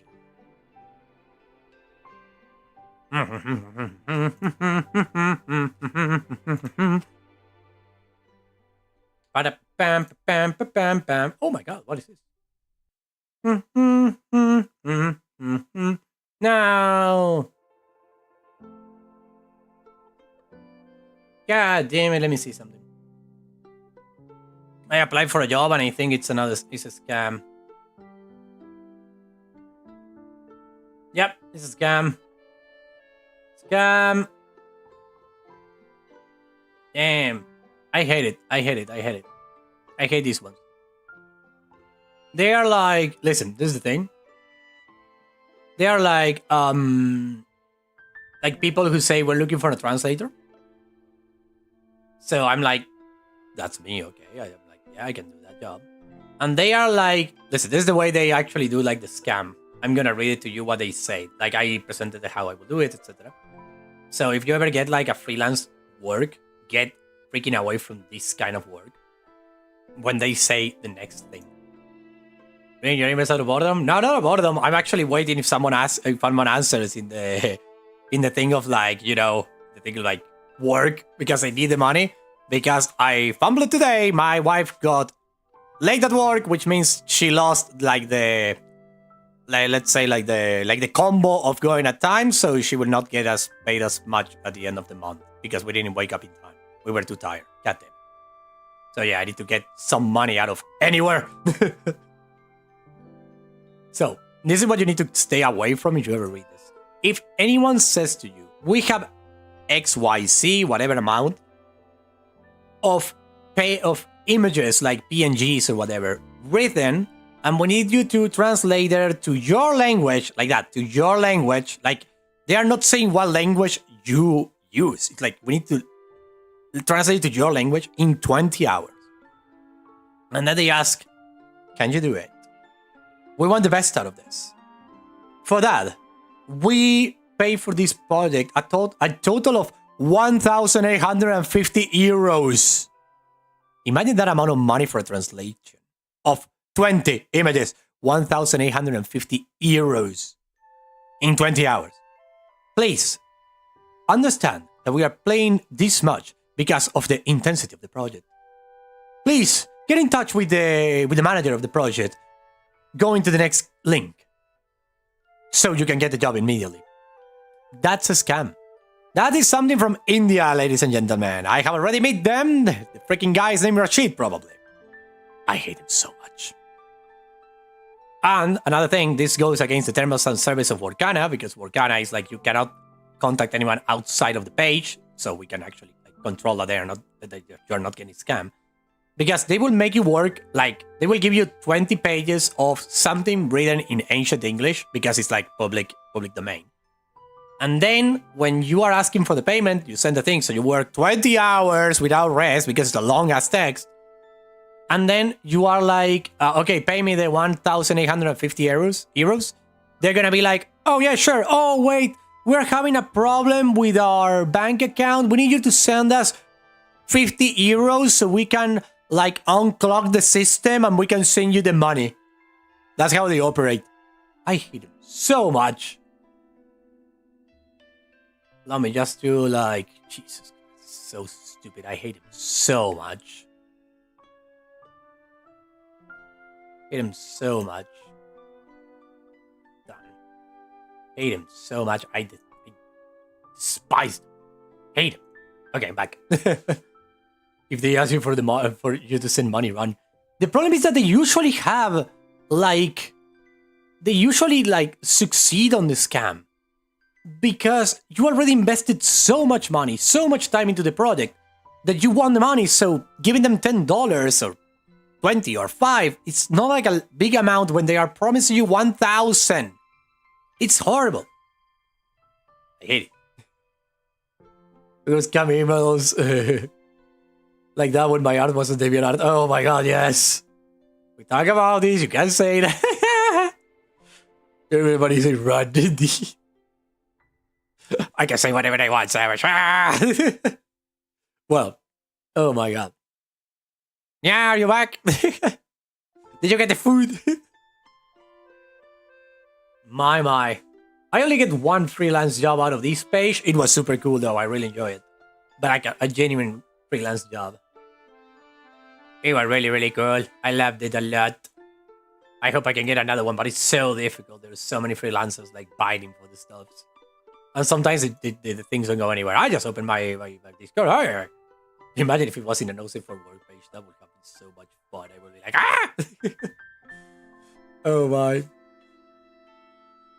Like some of the streamers and stuff like that they actually open like a tab and it's like full of no safe for work stuff and they are like, oh my god. Actually, that happened to me one time. That happened to me one time, but it wasn't on a stream. I actually managed to get it because it wasn't, well, videos, obviously, some visual novels have those. But it was another thing entirely that I realized after I have done the thing.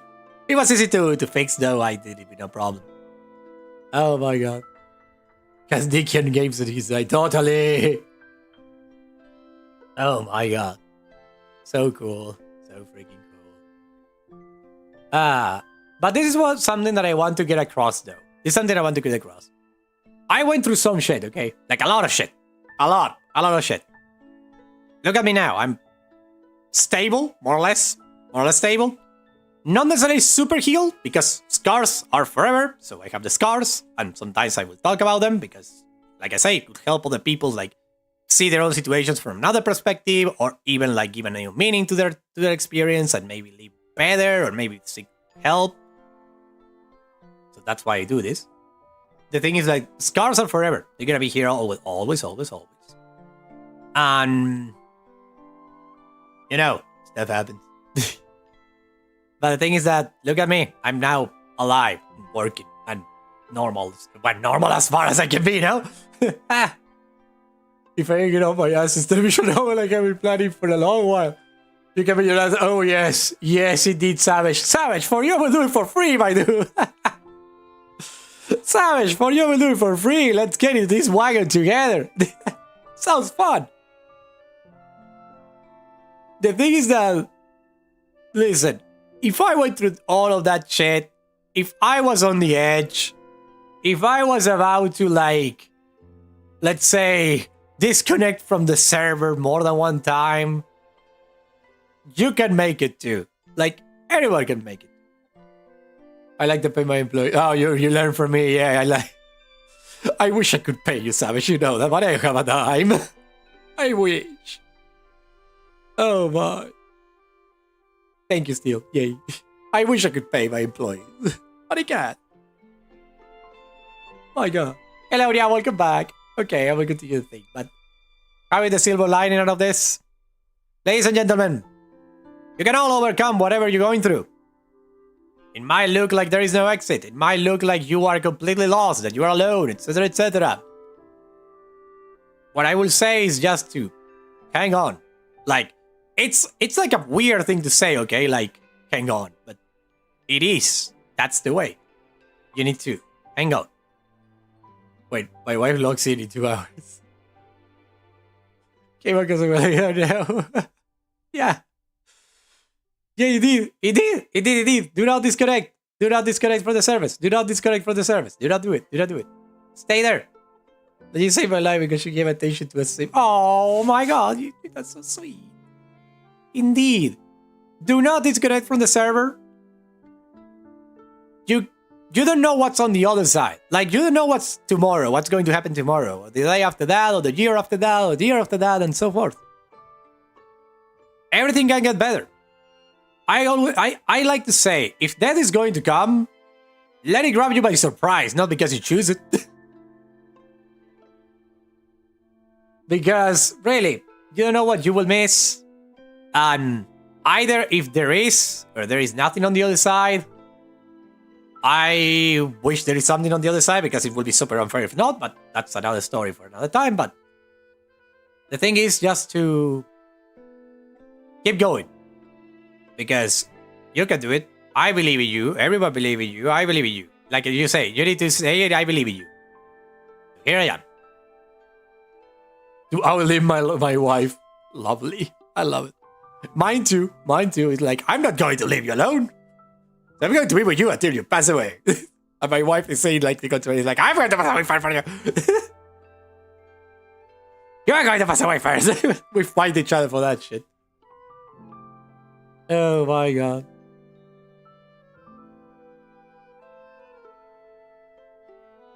At 27, I'm still trying to let off my past. I know. I know. I know. Yeah, me too. With that one part of the family.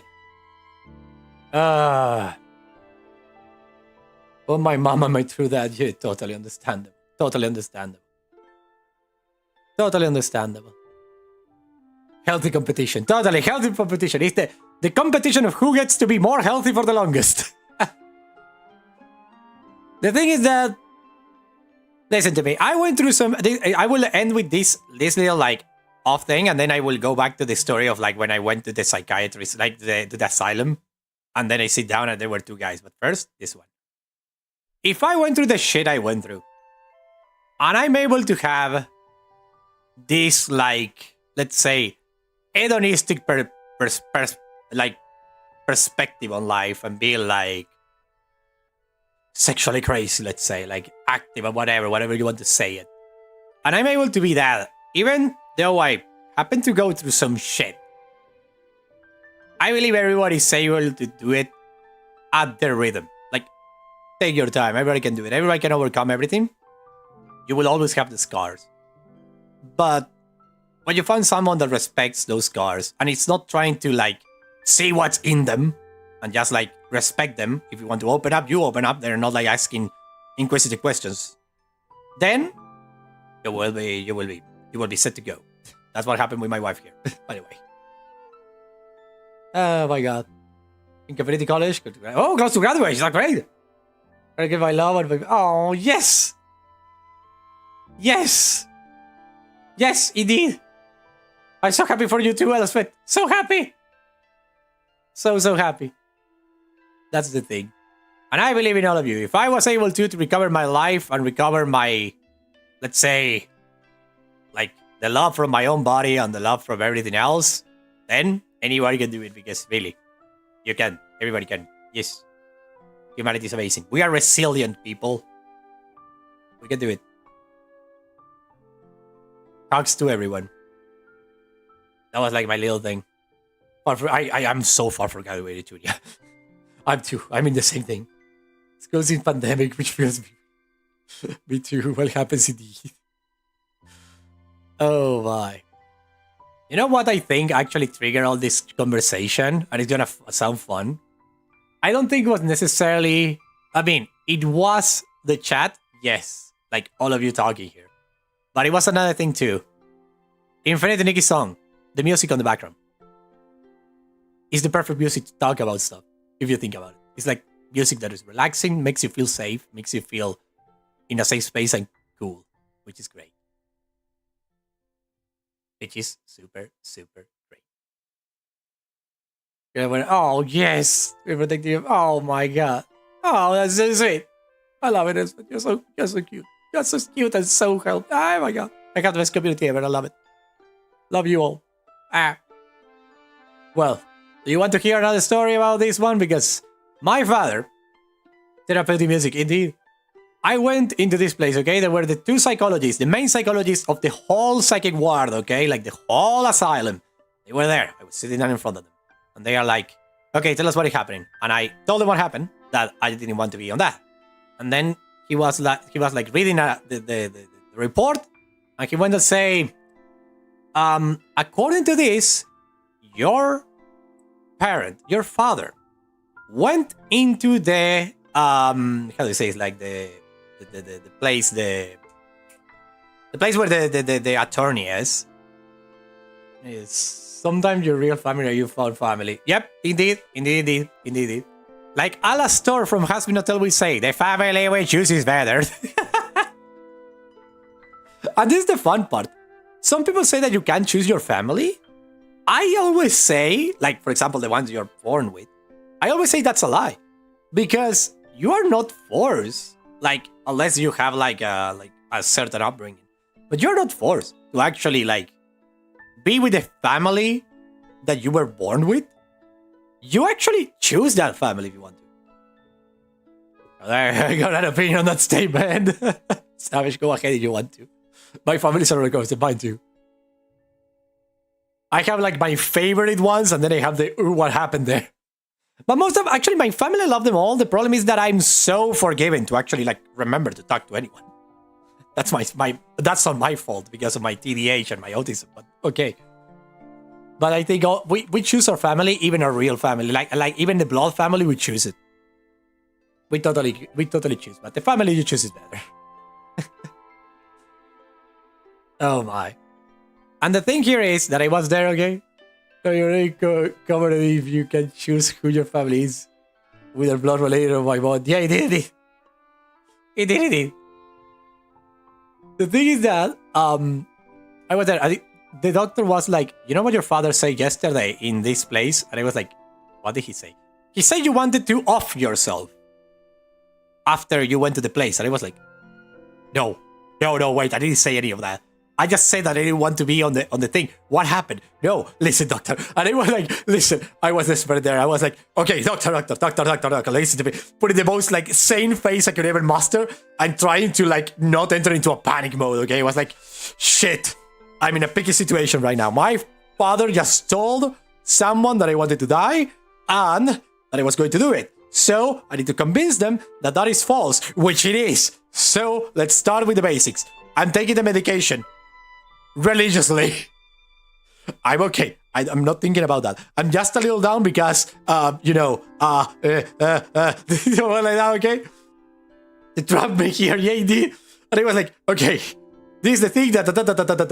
And they were like, okay, so you keep taking medication? Yes. You keep like contact with, yes. And they were like, okay, you're free to go. But remember, if anything happened, you can come back. And I was like, okay.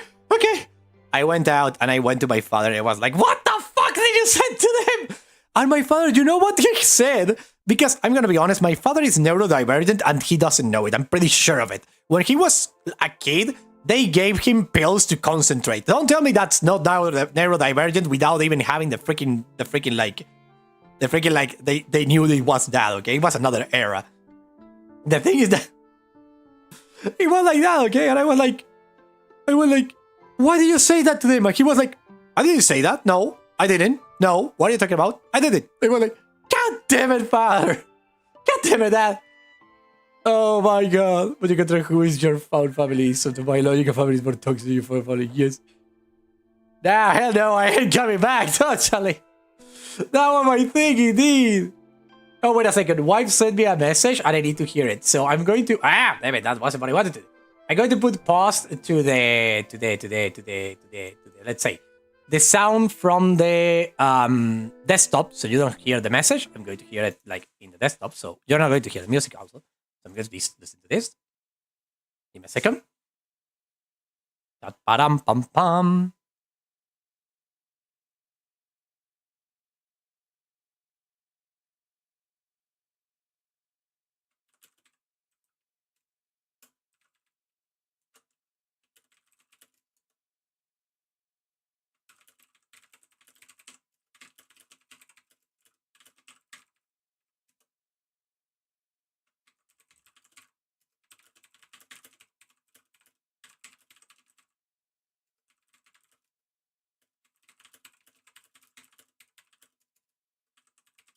Give me a second.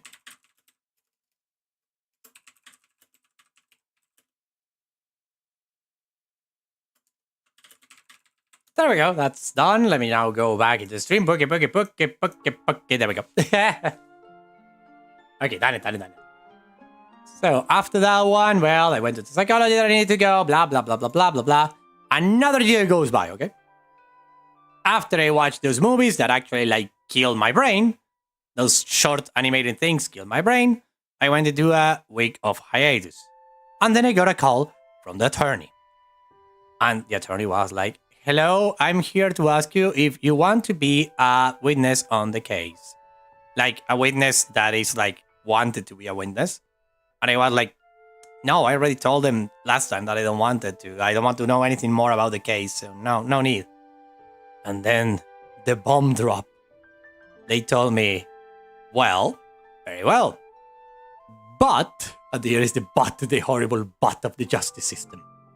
They were like, but you might get a call from the attorney saying to you that you have to come to give your testimony in court, like in the middle of the thing. And I was like, I told you I didn't want to, and they were like, it's not an option. If they call you, you need to go, even if you don't want to. And I was like, and I'm going to be questioned about this shit again? Yes. And I was like, and I'm going to be questioned about the thing by the fucking lawyer of the other guy, for the guy of like makes me so much wrong. And he was like, yes. God damn it. Then I went into total shutdown mode and I was off for a month. And then it was the moment when I was like, I was basically like dead, because I asked, okay, when is going to take place this thing? And they told me the worst thing ever. We don't know. It's just going to happen. So I was in uncertainty land because I didn't know when it's going to happen. I didn't know if what's going to happen, because they say if they need you, they're going to call you. Like, it was uncertainty when, uncertainty if. I was like, I'm going to be questioned by the defendant and by the attorney. I went into total shutdown, complete shutdown. And then it was when my brain basically saying to me, like, you are the culprit on this situation, and in other situations that happen after the fact, and da. And everything but the shit. They talk to each other, that's shady totally. So I was with a mental breakdown for a month until I was able to recover. And then I started to do streaming, like, slowly going back at it. This was like, not last year, the year before that. Slowly going back. Slowly. And then I was like, oh, what's last year? I don't remember. I don't remember necessarily when it was. But I don't know. Don't know. The thing is that all of that happened. And I was like, okay, I'm going to have a mental breakup. Boop! Adieu, said my brain. So I went down into a spiral of death. Really, really fast. A month passes. I lost like 2 or 3 weeks of like university. I was going to university religiously and I was studying every single day. I had everything in order. I have everything like going with the rhythm I should be going and everything. I was happy. I was in the best moment ever, like academically speaking. I was super focused. And then this call comes in and the freaking shorts I watch also appear. I died. And so I was dead. And when I came back to university, I meet Dani. I meet her. And then when we were talking, I basically like asked her, well, what is your career? What are you doing? She was like, psychology. And we were started talking. And she was like, I was diagnosed with ADHD like a couple of weeks ago. And I was like, oh, really? How is that a problem? She explains to me the thing. And I'm like, wait, I do the same thing. Like, I do the same thing. And I was like, and then she was like, okay, that's weird. You do the same thing. And then she asked me the question of the century. So sad when everything's finally working and then bam, mentally dead. Totally. And it's because of an external force. That's the worst part. It was like, if this thing hadn't come up again, I would have been good. The thing is that then, I met Dani, and the part that actually like propelled me to go to this psychiatrist that Dani was seeing, that is the most expert lady in Argentina about ADHD and autism and all of that in adults, is the number one. I was like, if we could do gifts, I would send a gift of a kitten hugging. Oh, that's so sweet. That would be so sweet indeed. The thing is that Daddy told me the bombshell, okay? Like, that was what told me, like, I had something. I didn't know if it was ADHD or not. I had no idea. I was actually going for ADHD. Danny told me that coffee and energy drinks don't have effect on people with this kind of neurodivergency. And I was like, shit, I take coffee to sleep. And energy drinks, I never understand what all the fuss was about. All my friends drink it and were like super hyperactive. I drink them and I was like, tastes good. And half an hour later, I was like, going to sleep. I couldn't understand why they were all so hyperactive by taking this like speed, energy drink, whatever. I love them. I love the energy drink, but not because of the energy they gave me, but because of the flavor. That was it. Which was completely stupid. I was never able to get drunk, even if I drink a lot. Stuff like that. And it was like, the freak. I take coffee to... Totally. I don't take coffee for the energy. I take coffee for the taste. I take coffee for the taste. It doesn't give me energy. I just took a coffee this morning. But it's not because I need to wake up. It's just because it's like a ritual to me. I like to drink a coffee with milk, with kind of a lot of sugar, and just like enjoy the beverage, the hot beverage. Same with tea and all that stuff. But I never felt like that rush of energy or anything. Like, ever. Ever. I don't know how it feels to have energy because of an energy drink. So, I asked for the number of the psychiatrist of Danny. We weren't dating at that time. I also asked for the number of Danny because that day, for one reason or another, I was feeling sexy and dandy. So I was like, yo, hello, how are you doing? And I asked the number. So there we hit it off, basically. Danny Danny actually like said to me that the moment she saw me walking down the street, she was like, that one mine. And totally, she was going to get my number. Even if I didn't give it to her, even if I didn't ask her number, she was going to give it to me, regardless. Doesn't matter why I ate the sugar does. I tricked myself in the sugar. Daddy was so cute and clever and all of that. I fell in love immediately too. The fun part was the chances of our meeting were 1 in I don't know how many million, because really it's like the way we met was stupid. Stupid in the sense of like there is no way you will ever have recreated that situation again, ever. This one is mine, Danny, thinking totally. That was her indeed. That was my wife now. That was my wife. Because she was working on Medics Without Borders. So she was the one taking care of stopping people in the streets to get the credit card number so they can donate and stuff like that. And I was walking to my class, I was getting late. So, it takes time. Yeah, I know. Well, I'm going to tell the story real quick. I don't know, Nia, if you can hear me still, but still. This was like... He's mad at his house. No, I have no autism because of my disabilities without testing me. Ow, my leg has died. No. Testing negative several times. Then you don't have autism. You have something else. Why are they so set into giving you something, like saying that you have something but you don't have it, even if you have the freaking test by professionals?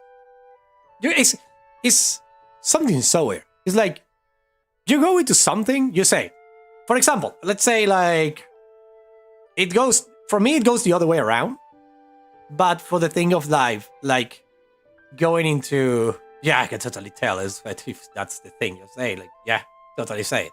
I can totally see it.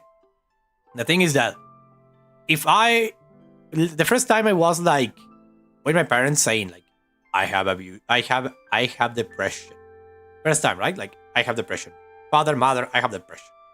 They were like, oh no, you are not depressed. You're just lazy. Yeah, great, perfect. Go to the psychologist. What do I have? Oh, you're a little depressed? Okay. Father, mother, I have depression. Don't believe that psychologist. They're all liars. They want just to have your money. You're just lazy.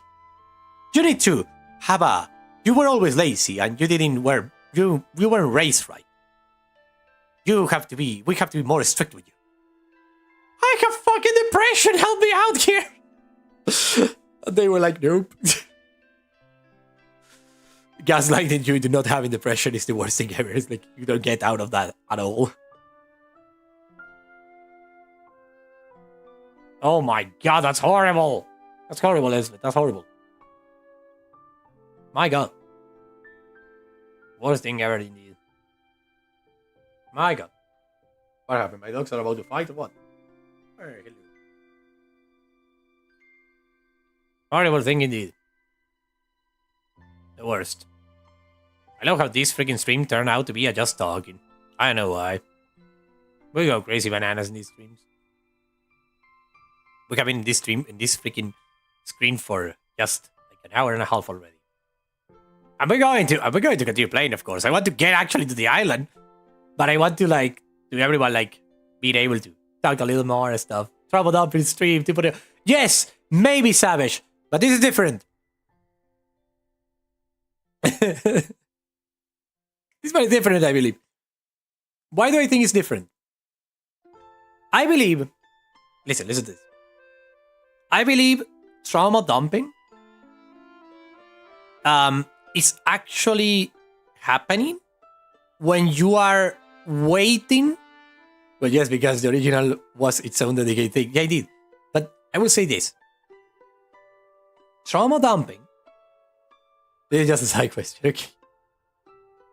Okay, question. If you want to ask something, ask away. But this is what I wanted to say. I believe trauma dumping is actually side quest. Yeah, totally.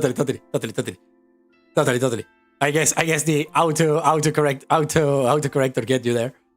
The thing is this: I believe trauma dumping is something real, yes, but it's a negative thing. It's like a negative thing when you are waiting for the other part that is listening to solve the problem for you, or you just want to like get something out of your chest with like complete disregard for what the other person is going through or what the other person like can take at that moment, right?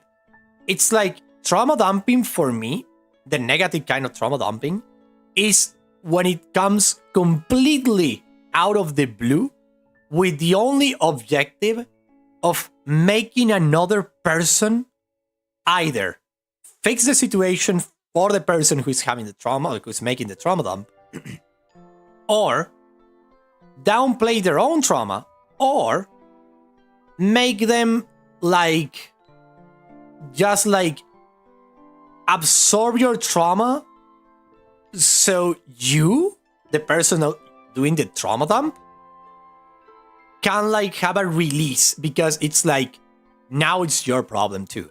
And my thing, what I'm trying to do here, and I hope I'm doing it right, I'm not sure, I'm trying to like I started saying this thing because I think I know the members of my community for now. I hope I'm not wrong. I'm sorry if this conversation has rubbed anyone the wrong way. Sorry about that if that happens. But I felt that today was a good day to share something and to be vulnerable. Just for everyone to know that even me, here, doing the happy-go-lucky kind of guy, has a history, and it's going through it. And it's the happy-go-lucky guy, not only because I'm playing a character, quote-unquote, but because I'm like, it's not like I'm getting over it, it's more like I'm constantly working on it, and I have it kind of under control. It's a scar, no longer like an open wound. So, it's a scar, and I'm showing you this hurt in the past. It still itches a little, like it's itchy, and if I scratch it too much, it might reopen. But if I scratch it just enough, or I just leave it be, the itch will go away, and I will be able to continue. Everyone will be able to see the scar, yes, but I'm going to be the one deciding who to show it and deciding if someone else can come into terms with their own demons by looking at my scar. That's how I do it. Your lunch is almost done. That's great. That's why I did this. Yeah, trauma dump is not good. You can't change the past. Yeah, it's like, it's not that you, it's like, people who trauma dump is like, I understand people who trauma dump because that's where a person, listen, trauma dumping, like when people just come to a stream and just goes around just telling their freaking life to anyone without necessarily wanting for anything more than praise or even pity. Like, oh, I pity you so much, poor you, poor you. That's not the way to do it, for me at least. But people who do the trauma dump, from my perspective, are two kind of people, one or two. No, you were not. You were not, Elspeth. The ambience that has been well right now, it was the perfect aim, like the perfect, like let's say like this was the perfect room to actually share what you felt, what you're feeling, what you're going through. That's why we are here doing this conversation. I am not trauma dumping. I hope I'm not. I mean, I'm showing you my scars. So you, if you want, you can show yours and share your story. So we can all like reach catharsis together, I would say. Which is exactly what I'm doing here. What I'm trying to do, at least. So no, you didn't came as a trauma dumping person. You came as someone who respectfully and knowing the place and the time started to share their story with people who were also sharing their story, which is great. You did great. Everyone in this chat has done perfect. I love you all. Hugs for everyone involved.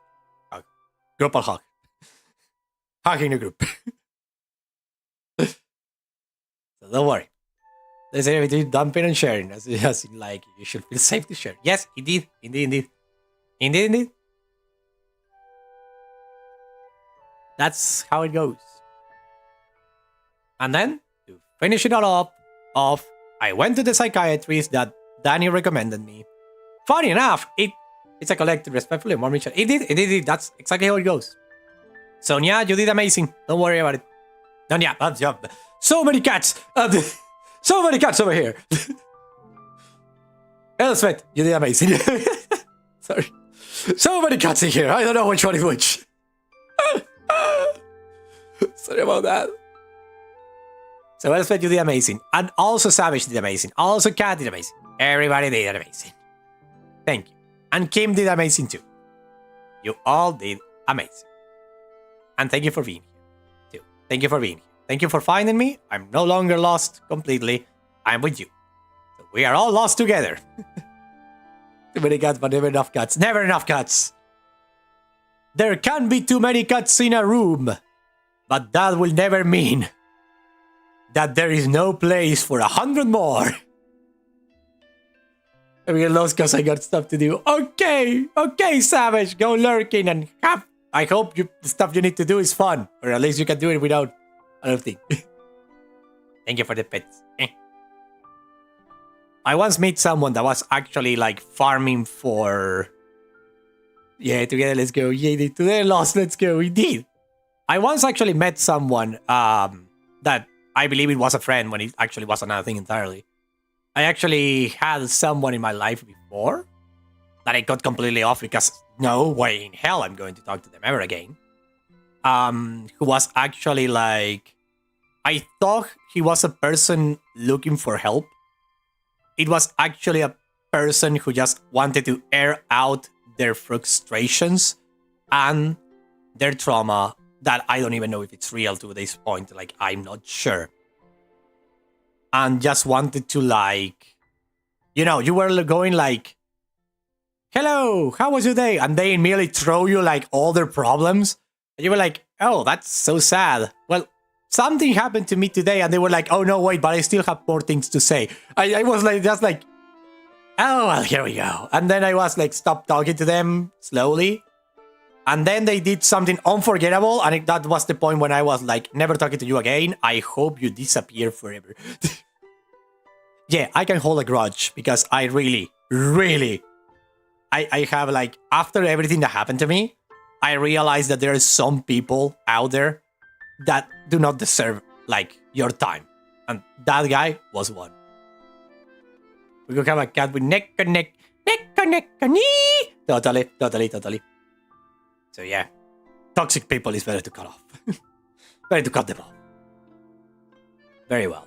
Taking into consideration that Savage is going to be lurking and the ad is going to run on Twitch, I'm going to keep talking there here because Elfet and Nia are just in YouTube. So let's continue talking. The thing is that, silver lining, I went to the psychiatrist. Listen to this, it was so cool. I went to the psychiatrist. Yes? Okay, this is gonna be fun. Like one of these friends, one day the barber sent me a, oh my god, I'm gonna off, but like, bro, it was say 6 a.m. and I barely knew him. Totally. And then you know they're not going to do it. They're just trying to pity farm. Like they're trying to farm for pity. Like people will like them more if they pity for them. It's so sad for those people. Like really sad. Really sad. Oh my god. And then, well, the story goes like this, okay? I went to the psychiatrist, sit down. The psychiatrist is the best lady ever in Argentina. The best ever. Is super clever, super intelligent. No Spanish, no English. So we have even like the conversation we have in English at the moment. So I was speaking with her. And usually an appointment with a psychiatrist lasts like half an hour, right? Just went back to sleep. The guy's still alive. Like, glad that he's still alive. Don't get me wrong. Yeah, totally. You're glad that they're still alive, but you are like, oh my god, the guy is so annoying. Like, it's about, hello, Bones. Welcome to the stream. How you doing? Oh, bye, Bones. Welcome. We are doing catharsis today. It was a long stream. It's beautiful. If you want to hear some experiences, you can totally watch the bot later after we open this image because we started talking about stuff. It's beautiful, by the way. It was a beautiful team building stuff. Beautiful moment of like love and affection between all of us, even from Savage, which is super interesting. Love you, Savage. Oh, my beloved Savage. Hello, Bones. Yeah, like that. Totally. And so, to like cover it all up, a psychiatrist appointment usually lasts half an hour, maybe 45 minutes. Mine lasted 2 hours. For the psychiatrist to tell me, because I was going there, I was like, okay, do you think I have ADHD? And the psychiatrist was like, have the bio of, okay, we only know each other for 5 minutes. Let me dump everything. Yeah, totally. Those people are weird. I don't like them at all. The thing is that I went to the psychiatrist, right? It was a 2-hour session. I was like, okay, that's cool. And then I was like, at the end, I was like, okay, you think I have ADHD or I'm just faking it and being like just lazy? And the psychiatrist was like, I don't think you have ADHD. I think you have autism. And I was like, I wasn't expecting that. So she waited, did all the tests with me, like a lot of questionnaires that I have to fill, a lot of them. And I filled the questionnaires, right? I put everything in the questionnaires and it was like, yeah, these questions are X, Y, and Z. It's like I feel them with all like the sincerity. My mind was able to feel them all. And I was like reading the questions and the answers I did, etc. And I was like, yeah, totally abnormal. There is no way I'm like autistic. Imagine me being autistic. I'm an average guy. How could I be autistic? At least a little bit of ADHD, but not autistic. I sent the thing. I went to the next session. And I was like, so I have autism or not? And she looked at me and was like, yeah. I was like, oh shit. and then it started to like dawn on me like the rest of the week. Like all the how I was as a child, how I was in my teenage years, how I was in my early adulthood, etc. I was like, oh my god, I'm so autistic. And it was a release because once I knew that, I was able to be like the person you see today. I was able to be more, let's say, I'm autistic, yes, but I'm like, let's say, like an extrovert kind of autistic. I'm not like shy. I was shy, but I started losing my shyness when I started doing YouTube. And then when I hear that I was autistic, and because I was autistic, I had this weird, like, weird, like, way of looking at the world and all that. It's like the psychiatrist even told me, you're autistic with a giant cognitive brain. Like, you are, basically she told me, like, you're a genius, actually. You're a genius. The problem is that because of your autism, you can't, like, keep focus on one thing. And if you are not interested in a subject, your brain just shuts down, and that's why you have so much trouble trying to do academia like they are set to be done. Because when I have like a subject in any part of the freaking like university stuff that I don't like, I can't read. It's like my brain completely shuts off. And it's not like shuts off because I'm lazy or whatever.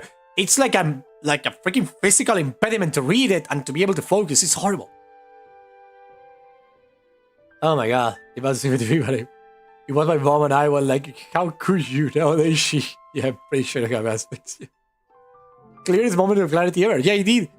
So when I had that moment of clarity, I was like, okay, I'm going to start acting unhinged, like the unhinged you see today.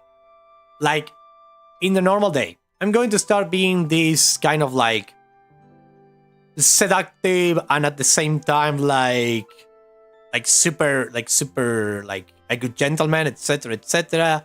And I'm going to act the way I feel like I would like to act, the way I feel the other person would like to be treated. So I started to do that, and I started to have a lot of like stability. Like, your brain hurts even though you were aware that it's technically just simple to understand, but you can't just... Yeah, indeed! That's how it feels! That's how it feels, man! I was here for a college, the term was open for 5 days. I could not finish the process for the life of me. Indeed! Indeed! It's horrible! Indeed! It's the worst thing ever, because you know you could do it. It's like, why everyone is able to do it and I'm just here paralyzed? I can't move, I can't do it! So I was given some pills that I took like 4 hours ago, actually. Those pills are for my ADHD because my main thing is autism with a lot of cognitive ability, like a lot of cognitive thing. That's why I'm able to write or to improvise or to do all of that. I'm cognitive in the language part of thing. I'm like super mastering that part. So I know how to write a lot. I know how to communicate, etc., etc. I learned English by my own. I never took a class in my life. All of this you're hearing, it's just because of osmosis. Be right back if I'm gonna get food. Go, and then you tell us what the food is about. I learned everything on my own. I never went to Academy of English. I never do anything of that. I just learn by hearing, by listening, by interacting with the English language, either through video games, either through YouTube videos. PewDiePie is a big inspiration from me. And then the great Game Grumps is a big inspiration from me. And so, I can finish ranting earlier about how much I hate college because I started to catch up and freaking out over the loss of my academic achievement. I know, that's the thing. That's the thing about, I understand you. I understand you completely. I completely understand you. I completely understand you. I completely understand you. The thing is, though, that I understand you, but you have to go through it. I know it's difficult. I know it feels impossible. But even though it's a pain, you have to sit down and do it. And I know it's difficult because I go through the same thing. But you just need to be like, let's say, strict with yourself about those things. Especially if you have like the weird feeling that you might have like a little bit of autism and stuff. Which is possible. We are all here on neurodivergents, and I'm going to be honest with you, Bones, and everyone else. Neurodivergents, like people who have autism, like a little bit of autism, like they are inside the spectrum, right? Or ADHD or whatever, or are really empath, like we have a lot of empathy, we tend, for a reason that we don't understand, to gravitate towards each other.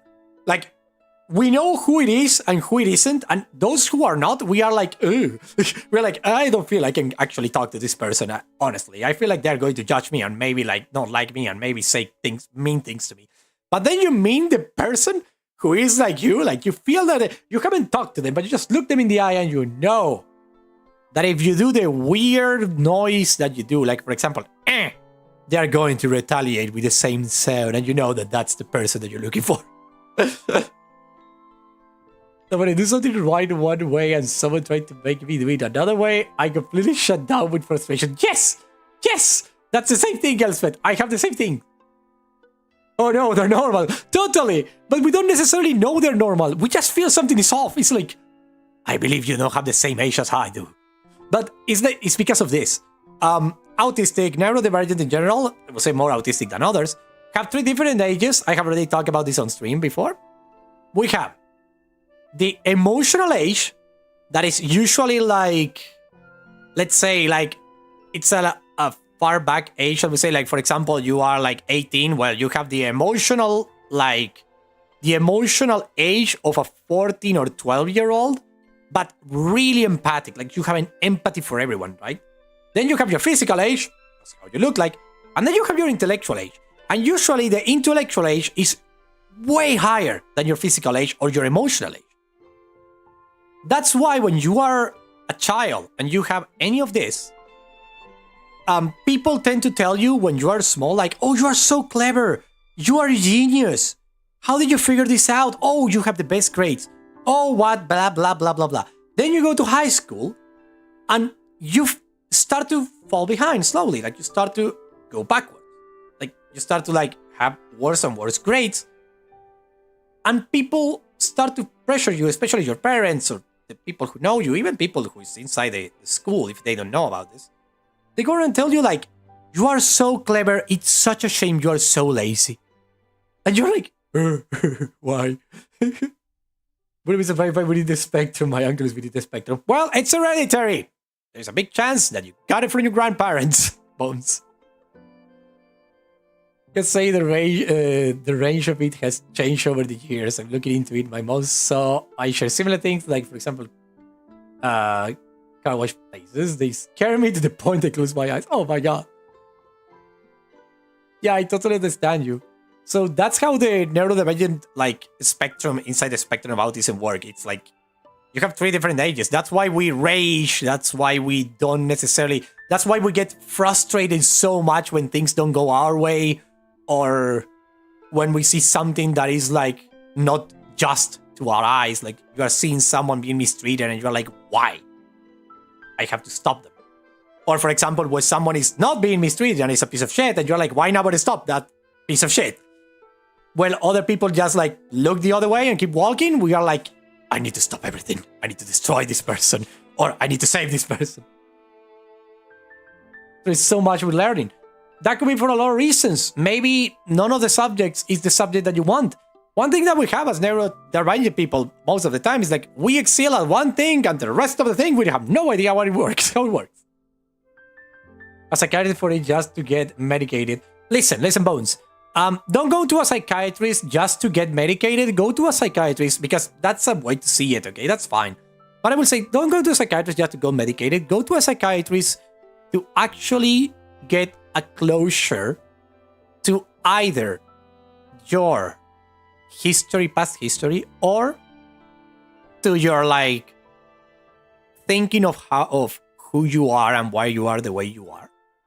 Because unless you are with a depression that you know you need medication, autism, ADHD, those are a little catchier to catch. Like, it's a little more complicated to get them, to get them done. So you need to search for someone who is a specialist on that for adults in your case. Do not look for one that is for children, but those don't work for you. You need to search for a psychiatrist that is specialized in detecting in adults. And once you do, you go, and they will do whatever they need to do. Probably a lot of questionnaires. And after that, they will tell you. So you can get closure. Or if you don't feel that their diagnosis is the correct one, you can go to another one that is specialized in the same. But always look for the specialist. If you go to any psychiatrist, one, for example, that treats depression, you might end up like me. I end up taking a lot of medication that I shouldn't be taking because I had ADHD and autism. Those were the antidepressant one and the other one that made me so bad. So, yeah. God, like the psychiatrist. No. I'm going to see what's actually... Yeah, that's That's a thing, Bones. I understand. I totally understand. But you need to do it, not necessarily because you will face something that is wrong with you. Because when you are in the spectrum or something like that, there is nothing wrong with you. It's just that your brain, let's say it in computer terms, your brain works not only on a different operation system. Like, everybody works on Windows, well, you work on Linux. Actually, your pathways to the brain actually are a little different too. Like, how do you will like the pathways of the neurons? So everything is different. So it's not that something is wrong with you. It's actually that you're gonna be able to actually work with what you have. So instead of trying to, let's say, again in computer terms, instead of trying to open the game through the .exe, you're going to know that to open the game, you need to open it through the file, to the folder that has the whole thing the Linux do that is weird. That's how you do. Monster High, oh yes.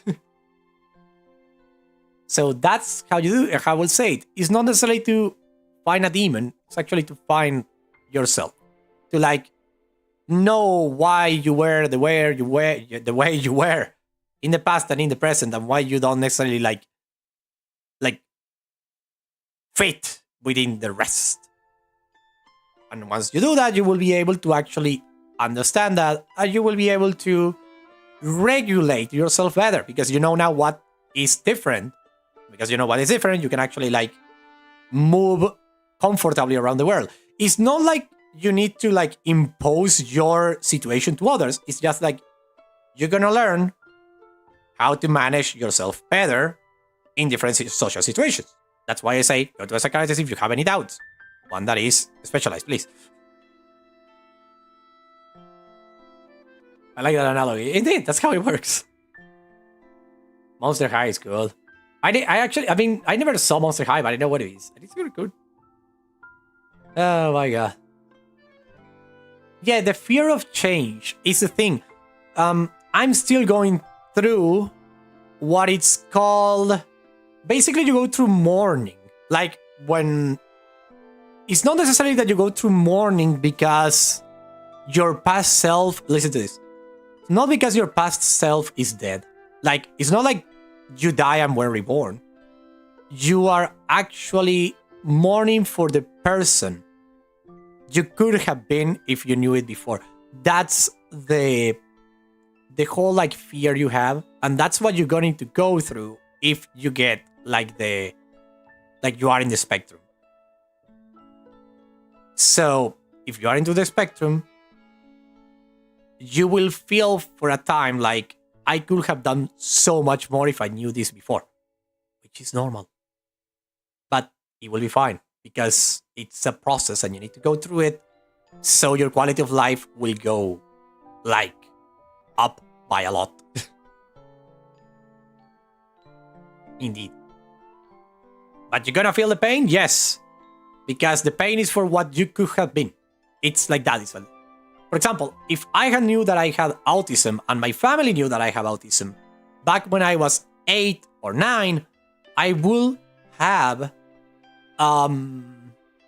yeah, I know, Bones. I know it's damn late in your time zone. I know. But if I had known what I had when I was little, and this is one of the things that I have to like process. Like, I'm still processing it because it's kind of painful. I'm already 31. So I'm kind of old. I got diagnosed at 30. You know, I'm not being diagnosed at 18 or 24 or 25. I'm 30. So for a long time, I feel like the train was off by a freaking continent. So I lost it forever. But I realize I didn't have to get into that train. I have a different train to get to. And there are a lot of trains. But the thing is, you will feel that your life would have been better if everybody else knew about how your brain operated. Because I'm pretty sure, because that's the thing, if my parents would have known what I had when I was 8, 9, 10, before, and I knew what I have when I was 8, 9, 10, and before, I might have go through life differently with parents that will have understand me. And I will have had the correct medication. I will have had the correct, care and all of that. But I didn't. I was basically treated like an average Joe. So when I failed, it wasn't because I had literally a disability to do that stuff. It was because I was a lazy motherfucker that was throwing away his life because he wanted to play video games all day. Horrible as it sounds. We all have the main goals and some others. Yes. My God. I love dolls. I love toys. It's the best.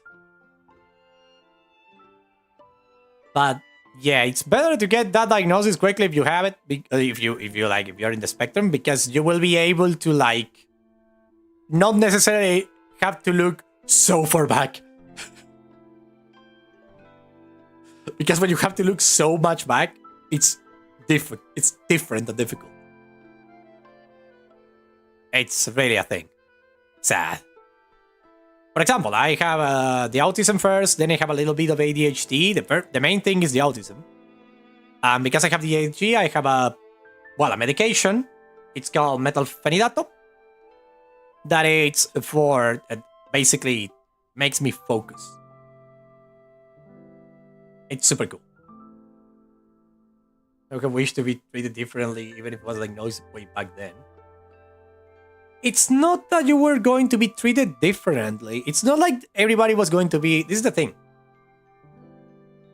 Because if you, you say, you could have it. Let's say you do, right? Let's say you do have it. It's not in the side of the spectrum where you need to be taken care of 24/7 because you are inside your own bubble of a world and you can't see outside of it. It's more like you just needed another type of reinforcement. That's what hurts. It's not like you were going to be treated different in the sense of oh, poor you have autism, yeah, go and play with your dolls and don't do anything because you have a disability and you can do shit. It's not like that. It's like you will have had a different upbringing tailored to your special needs. In the case you have it, maybe you don't have it, who knows? You need to go to the psychiatrist and then you tell us if you want.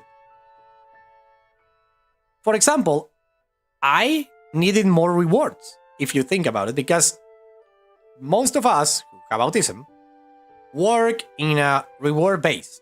We are reward based, okay?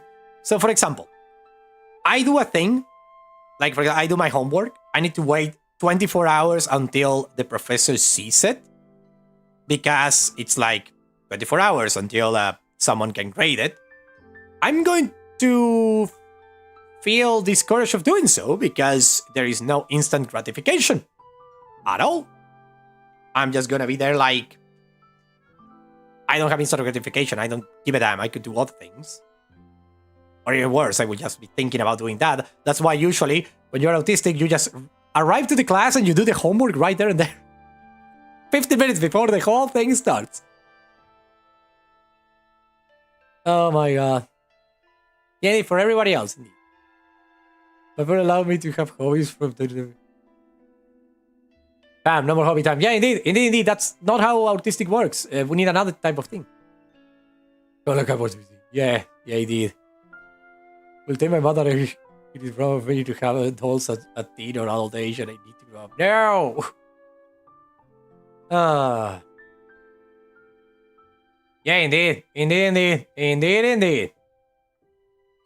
Oh my God. Yeah, totally. For example, everyone emerges with more spice than I, though I mostly mask the whole life. Yeah, I mask the whole life too. With abysmal different. Yeah, I know, some people will treat you different, but other people don't. You don't need to go through life. This is something I don't do, by the way, when I meet someone in real life. I don't go through life saying, oh, by the way, I have autism. You don't need to say it. Just go around. That's it. But you make too much sense. I will never stop, Bones. I'm your first. I'm your. Let's say like your first aid psychologist. Your first aid friendly guy who knows like a little bit of everything. And the thing is, for example, my first novel, the first novel I ever write, was when I had 15 years old. I wrote it in 2 months. A novel. I never write anything before in my life, and I write a novel out of it, just like that. How was I able to do it? If I wasn't seeing a reward, the reward was going to be so far down the line, there was no reason to do the novel. That's what someone will say, like, why did you do a novel then? Well, I'm going to tell you why. I write the first chapter, I write it down, I didn't like it, I erase it, I write it again. After I do that, I call my mom. Mom, come on, look at what I write. I was 14. And she came down and she was like, okay, let's see what you write down. I wasn't a writer, by the way, at that time. I had the worst typos you can imagine. Like, I was the laughing stock on the school because I was so bad at writing. Like, I had so freaking bad at it, okay? A little voice in your head, never talk about it. I was so bad at writing. Like, I had no idea how to put a comma, a column, a point, anything. I started writing on my own. What happened? My mother sat down, waiting to read some stupid shit. She was totally honest with that one, okay? She was like, after the fact, she was like, I was hoping to read a stupid shit. Something so bad and so stupid. She sat down. She read it. She was silent for a chunk of time, okay? And then she came to me and was like, what the fuck has happened? Basically, she didn't say like that, but she was like, what the fuck? How? How did you do this?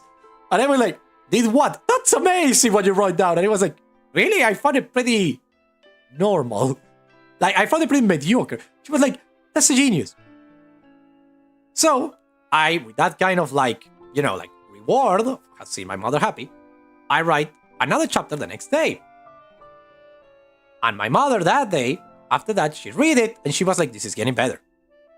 And my family is weird with some stuff. All the generation has these 12 people are family, not even their kids. Oh my god. Oh, it's good that you're open with affection. That's super important. And so, I was like, okay, I will write tomorrow. So I sit down the next day and write another chapter. My mom came by, sat down, read it, and he was like, this is getting better. You have a typo here though, and you need to put a comma here and stuff like that. And I was learning on the process, so I was getting something out immediately. I was getting rewarded not only by people saying me, you're doing great, but also with people saying you could improve here, here, and here if you do this, this, and this. My mother wasn't also good at freaking grammatics, but she learned thanks to me because she wanted to help me out. So it was like that. Then I did the third chapter, which was rock. It was amazing. And my mother, as a reward, prepared me pancakes with dulce de leche. I love pancakes so much. And so my mom told me, each time you write a chapter, I'm going to make you pancakes. Ladies and gentlemen, I start writing like crazy. A chapter a day, 2 chapters a day, tuki. The book was so good.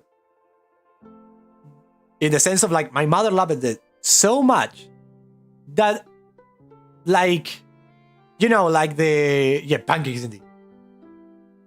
Oh my god. I have been self-conscious about my own writing. I know that fact. We will talk about writing another stream. Like, I'm going to do a deep dive into writing and all of you how to write and what's your creative process and all that. All for pancakes indeed. But I have them right after I write, so it was an instant reward. What happened? I started writing. My mother started loving the characters, the story, the whole setting. Everything was great. And then winter vacations were around the corner. Writing stream come back. Yeah, I'm going to do a comeback with the writing streams. Indeed, I'm going to do. It's good to have a supporting parent like that. Yeah, it was supportive for the first chunk of the time. Then it went completely ballistic and non-supportive. it was a thing it was a one shot, I would say. Because then it became like, but that's another story for another day. But my mother has a lot of paranoia, so she was like, never publish it anywhere on the internet or you're going to get stolen your art and you're going to be writing for someone else and whatnot. So they basically killed the whole mood in a moment. Like there was a time after a couple years of writing that my mother basically killed the mood and made me actually have a lot of fear of writing. Because first, I wasn't able to publish anything. And second, I was like, fear of that. Like, yeah, it went downhill and it was expected, actually. My mom also loves my art, but sadly, they love the art that I write when I was 15. That was more naive. So the writing that I do right now, that is a more mature, they are actually more like, but you should write the other way. And I'm like, no, I have grown up. It's different. It's time pass. Come on. So yeah. But she still loves when I write. She's happy when she hears that I write. Even though she doesn't read it anymore, she likes it. She likes that I do it. My father too, which is great. I like that. I'm happy for that too. Like, I'm happy for what it was. I'm not happy for what it became, but I'm happy it happened. Yeah, for example, I started writing erotica. Do you think my mother was happy when I told her? I just told her. It's not necessarily something that you would like. My mother is super Puritan, by the way. So it's not Puritan in the sense of like religion. No, in the sense of ideology. Like, oh no. Naked, no, how could it be? Stuff like that. So I started writing a little more spicy stuff, and she was really like, new. She never read one of the spicy stuff, but she was really like, now you're going the wrong way. And I was like, but I like it. Allow me to write about boobs. Totally fair indeed. The thing is that a preschool teacher already guess I will be good at ramen. Oh, still have my free service. Oh, that's so good. Got in actual. Oh, I love it. Oh, that's so cute. That's so cute, Elspeth. That's so cute. And well, I was like doing that and that. Oh yeah, when I started the spicy art, my mom was also like, tune it down, you're only 5. Totally. Totally relatable, I see. And the thing is that, for us neurodivergents, I was saying, we need to have the reward. Like, to have the prospect of a reward. That's why, when I was writing my first novel, and actually the second too, I had a reward in mind. I saw my mother happy, she read my things, and she cooked something delicious for me. I mean, I was shy and reluctant to show my family-based stuff. Totally understandable, Bones, don't worry about it. Totally understandable. There is no need to show your family nothing that you do, but know that if you find someone out there who would like to see what you do, it's really good because the gratification that you get, especially if you are neurodivergent, is super important to reinforce the habit of doing the stuff. And the thing is that, well, I was writing, everything was great, and I got a reward immediately, which was the thing that actually took me to take writing as a possible career path. The only problem, I will say, is that because I was 15, I believe, and I still believe it today, it was, if you ask me, responsibility from my parents to actually look for a publishing house. But they didn't. They always want me to do it, but I didn't know how. I was naive. I thought it was a lot of a hassle. I always thought I was going to fail on the get-go. So they didn't help me out in that regard. And they should have, if you ask me. They should just have been like, we're gonna pay for 100 copies and that. But they didn't, so I basically lost interest after a while. And then I stopped writing. And then I came back to write again. But the situation was different. If I don't approve of something I created, then no other people will approve too. I totally understand that. I totally understand that. But you need to show it to people because people usually approve it. You always see errors and mistakes that are not actually there. That's something that artists actually like suffer a lot, me included. We see mistakes and errors that other people can't see or don't see, or they even think it's a spark of geniusness on your part. It's super fun when that happens. It's like, oh no, I made a mistake here. And everyone's like, I love that little thing. And you're like, oh, that was a mistake. And you like it? It's perfect. It's only a genius could come up with something like this. And you're like, okay. That happens from time to time, you know it. And yeah, that's the kind of stuff. It's like, hey, hear me out. You need approval. That's how it works. That's why autistic people, neurodivergent in general, loves video games so much, because they give you the reward immediately. For example, you are playing The Sims. You don't need to wait 3 months real time to get a job in The Sims. You just grab the newspaper, see the jobs that are in, accept it, and go to job, and you just get the money the same day. That's it. And you're playing The Sims like it's real life. It's because you are being rewarded. That's why there is a lot of like movement as of late from psychologists and etc. to gamify your world when it's like when you are like neurodivergent. Because if you gamify it and you get like a instant reward, you are more likely to reinforce that habit, or even do it more efficiently, or even do things that you don't like. So that's how it works. Oh my god. I didn't know about what it will take days. We have days, yeah, we have days doing it in the Discord. I was gonna feel like, can't help but worry about this bullet US sister. Yeah, don't worry about it, don't worry. Oh, when it comes to music, come. Bones, you're amazing. Just do it. Even if it doesn't matter, just do it. Oh my god. You need to be tamed, they will release the complete picture, and he's like, crap, I need to. Let's see the mistake. Totally. Understandable. Completely understandable. Completely understandable. I have the same thing with when I'm writing. Because I'm doing that and I'm like, I miss a comma there. Oh, why are you talking about Bones? Homework for me, your professor and friend. Grab that guitar, touch the guitar, play the guitar, make some music. Come on, do it, do it, do it, do it. Do it! Oh my god. It did. Oh my god. Oh, that Elspeth is something that we have been carrying from the freaking Middle Ages, and that's a conversation for another time, I will say, because there's a lot of history there. Oh my god, that's so cool. But yeah, that's basically it. And then, well, like I say, I met my wife. I was able to move out of my house that was getting pretty toxic because my parents had the underlying subconscious thought, I will say, that after what happened to me,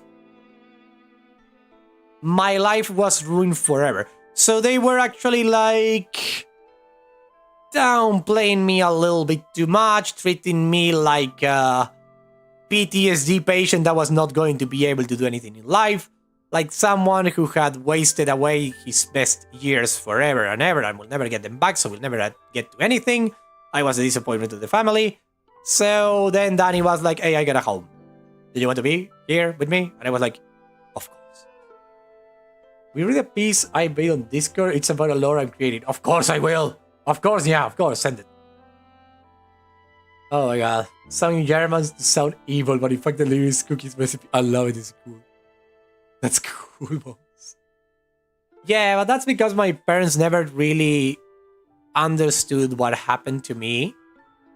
They think they knew. They think they know. But they actually don't know the extent. Because they only read at the news of what happened. And the news were like aiming at a particular thing that happened. And those things that happened weren't necessarily to me. So they didn't know that I actually went through the same, and they believed that actually I was like other stuff, let's say. So they never like really understood that I went through the some shit. Oh my god. I'm you're probably with myself trying to climb out of that hole there. You're gonna be able to do it. We all are going to be able to climb out of the hole, don't worry. We can do it with the right friends and the right mindset and even the right like atmosphere around you or the right book or the right whatever. You can do it. I'm going to tell you what took me out of the hole. It's gonna sound fun, okay? But what took me out of the hole was the song from Hello Boss that Fitzaroli sings to the Demon of Greed. I don't remember the name right now. To Mammon. The Fuck You song, that's the song that actually took me like way up near the exit of the hole. And it was thanks to that music and that energy that I was able to meet and be with Danny. Oh, that was super cool. That music of Panic! At the Disco is super good.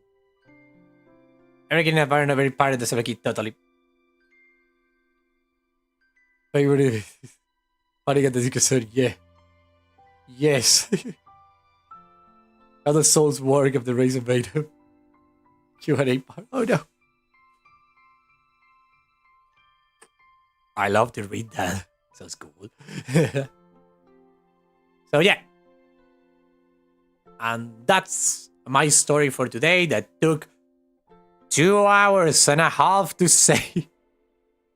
But it wasn't only me talking. It was you over there sharing, talking, allowing yourselves to be vulnerable, allowing myself too to be vulnerable. Jesus. I never wanted to talk to this on stream because it was like, I'm not going to farm any pity out of anyone. That's why I wanted to talk about all this only when I had an audience. I wasn't going to try to get people because of my post-trauma. I wanted to share my post-trauma, I will say, when I already have someone watching. Like, not one person, but several persons. And a following, more or less. That's when I wanted to talk. Because if I did it, this is my talk pattern. If I did it when I was 0 subscriber, only 1 person, whatever, it was going to be trauma dumping because I was trying to make it someone else's problem for them to pity me and follow me. But I wanted to create a connection first and then share what happened. But not because I wanted to like hold hostage, like emotionally hostage the people that are watching me, but because I thought, and I was going to do it in the right time, and I think this was the right time, to just not necessarily hold them hostage, but hug them and say to them and other people and all of you there that if you're going through shit or you went through some shit, I went through that too, and I was able to survive it. I will never be you, so I don't know exactly what your thoughts are. I'm never going to say that the thing that happened to me will be solved with the same solution I applied or the same things that happened to me. But I can say you that you have someone that you can talk to and that will listen to you and that will talk you back. And because my community is small, I can say that right now. It's not like I have 1,000 people here in the chat talking and I will then receive like 1,000 freaking DMs on Discord and I'm gonna be overwhelmed because I'm like, oh my god. So yeah, for those who are watching right now, you have the privilege. Love you all. I told not to sell their soul. What? What the fuck? Yes, it's just music indeed. Oh my god. That's a prepared potential question about my origin stuff. Okay. Because we not started the game. Totally. Oh gosh. Usually please never change. Never change. I will probably listen, yeah. I will probably change, but it's not going to be a change that I think anyone will dislike. If it's a change, it will not be a change from talking about stuff or doing stuff. It's just going to be a change. Maybe I will put a little more rhythm into the game. Or maybe I will just like never change, as you say. But change is part of life. And maybe, just maybe, you will never notice the change because you will also change along with all of us. When we say please never change, remember, you are also changing. If you ask someone to never change, you might not like them in the future because they didn't change. So it's better to just change along other people and continue moving forward. Time goes on, never stops, and we were just going to go, always forever, into the future, together. Sometimes you will like the changes, sometimes you will not. Sometimes you will not realize that you yourself have changed or your taste has changed, and thus you need to say goodbye to some people. Sometimes your tastes are just going to change and you're going to keep going with the same person because they also have the same taste and they keep changing. But change is always ever present. Enjoy change, but do not force it. I love that Trip is enjoyable. She will call up across you. We are crazy in a good way, like a theater family. Totally, theater family for the win. Yep, that's what I love the most. But I already had to. I'm gonna be telling one of you all random crowd by accidentally tripping on my way home or something. Totally. Full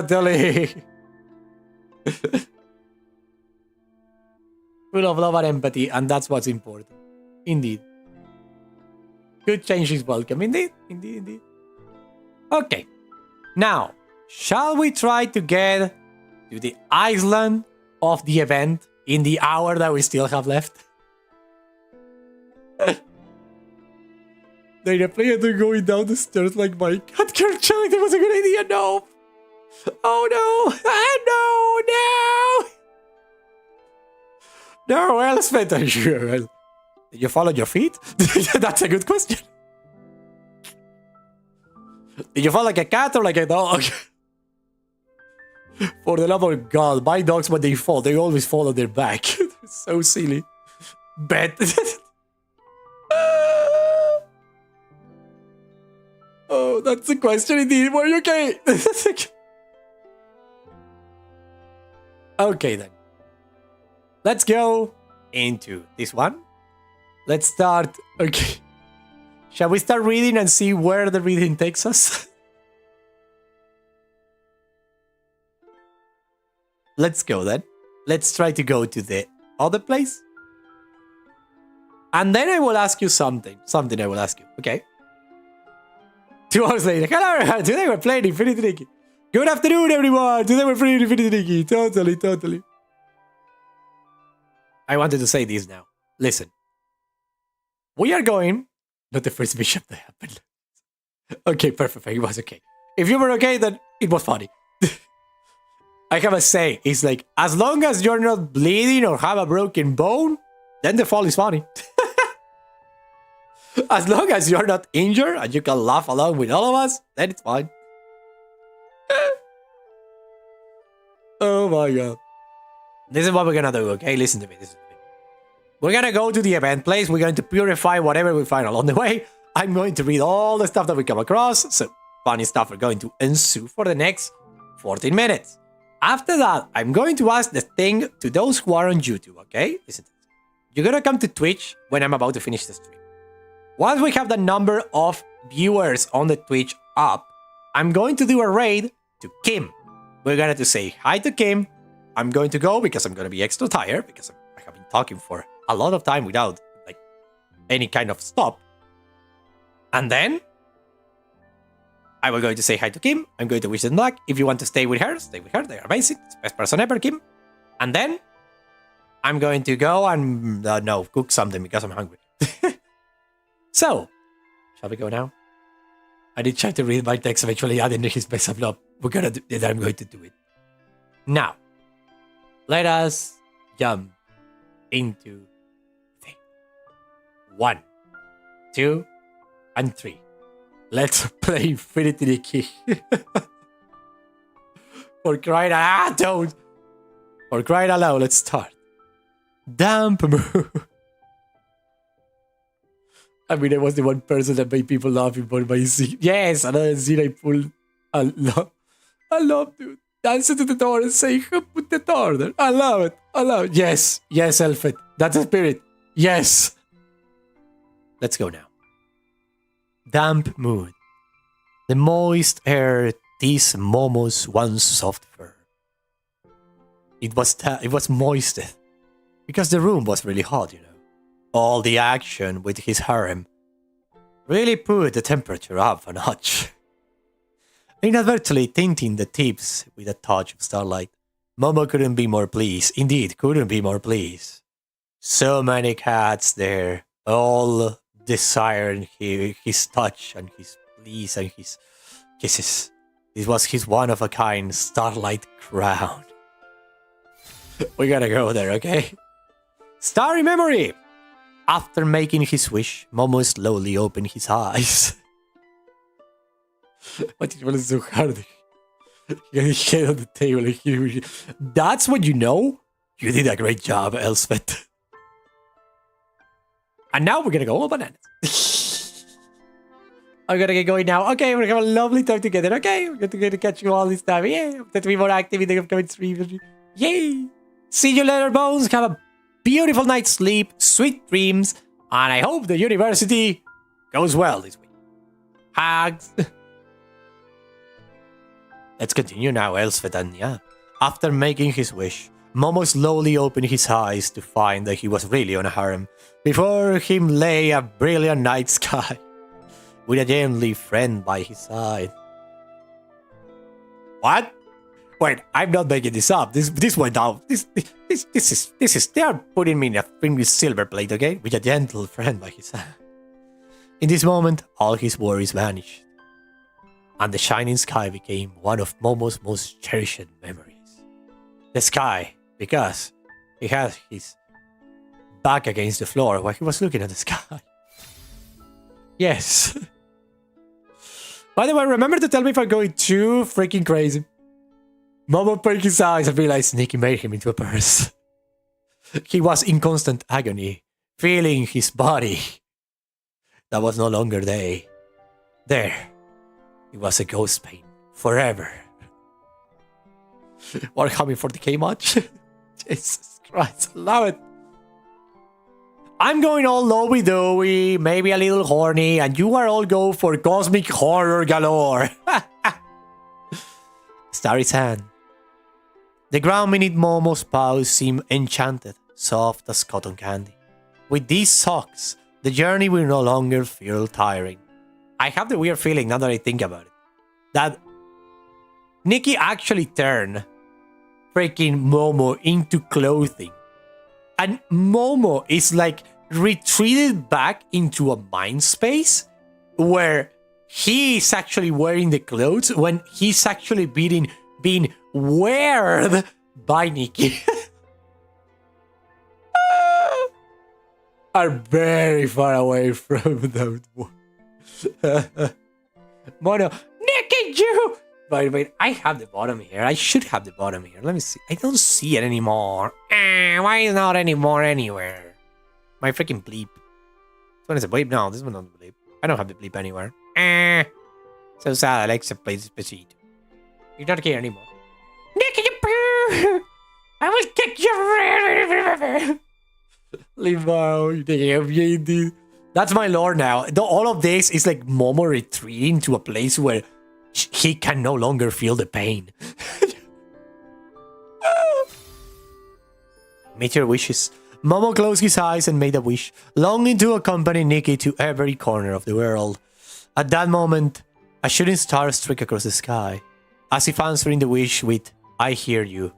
You're now going to become a freaking part of the wardrobe of Nikki. Drizzly shield. A meteor shower won't wet his fur, but Momo instinctively shakes his ears as he watches the meteors fall. Glancing at his closest friend, he silently bows. Nikki's straight hair will always be guaranteed by my hairpin. Indeed, I'm pretty sure this is just him. This is him turning to clothing, forever in pain, but so much pain that his mind has went into so far into the subconscious that he can no longer feel pain, and he's actually seeing this from a perspective of sweet love. uncherished friendship. I will put your hairball in your next meal. And Nikki answers, "Joke's on you! You have no longer hands! You are part of my clothing! I make you my hairpin and socks! You can't do anything more to hurt me! Momo, you are part of me now!" Momo's kinky, totally. The shooting stars dance across the sky. Neon color light spills on the Momo's fur, as if stars were falling into soft clouds. Starry wish. Peering up at the sparkling night sky, Momo opened his backpack and ran after the falling stars, trying to catch them and store them, along with his wishes, safely inside. Man, starry colors. Great, beautiful sky. Look at this color. It's so beautiful. I love it. Immensive mode. What do you mean immensive mode? I love it. So beautiful. So freaking beautiful. I love it. Yes. I like it, Picasso. Yes, indeed. Beautiful outfit. Perfect. Where am I? What am I doing? I don't remember anything. Oh, wish for a sword and make it flow, you were saying. It has alucard sword all of a sudden. Oh my. Oh, I got 10 freaking crystals. I should actually start like, I'm going to actually, you know what? I'm not going to claim any of this. I'm going to let them just like do that. Okay, you know what? We need to go to the freaking island. Let's go. It's 880. Oh my god, I completely forgot. I never moved. Which means that now it's going to load. Oh boy. Yeah, he's so pretty. Okay, let's go to the place. Let's try not to get distracted. I don't care. I'm going to ignore everyone. Look at Cat over there. I don't care. I'm going to ignore. I'm going to be well behaved, and I'm just going to go to the place. I'm not going to get distracted. If I collect anything, it's going to be El Paso. I'm going to collect it on my way. I'm not going to talk to anyone today.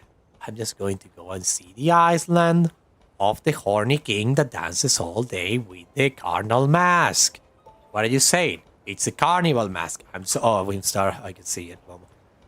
God damn it, we're gonna do this then. Why? Okay, come over here. Where are you? What the freak is going on? What is happening? How does this work? Like, pick this one up and how... Oh, it's moving. Why do I just stay on the...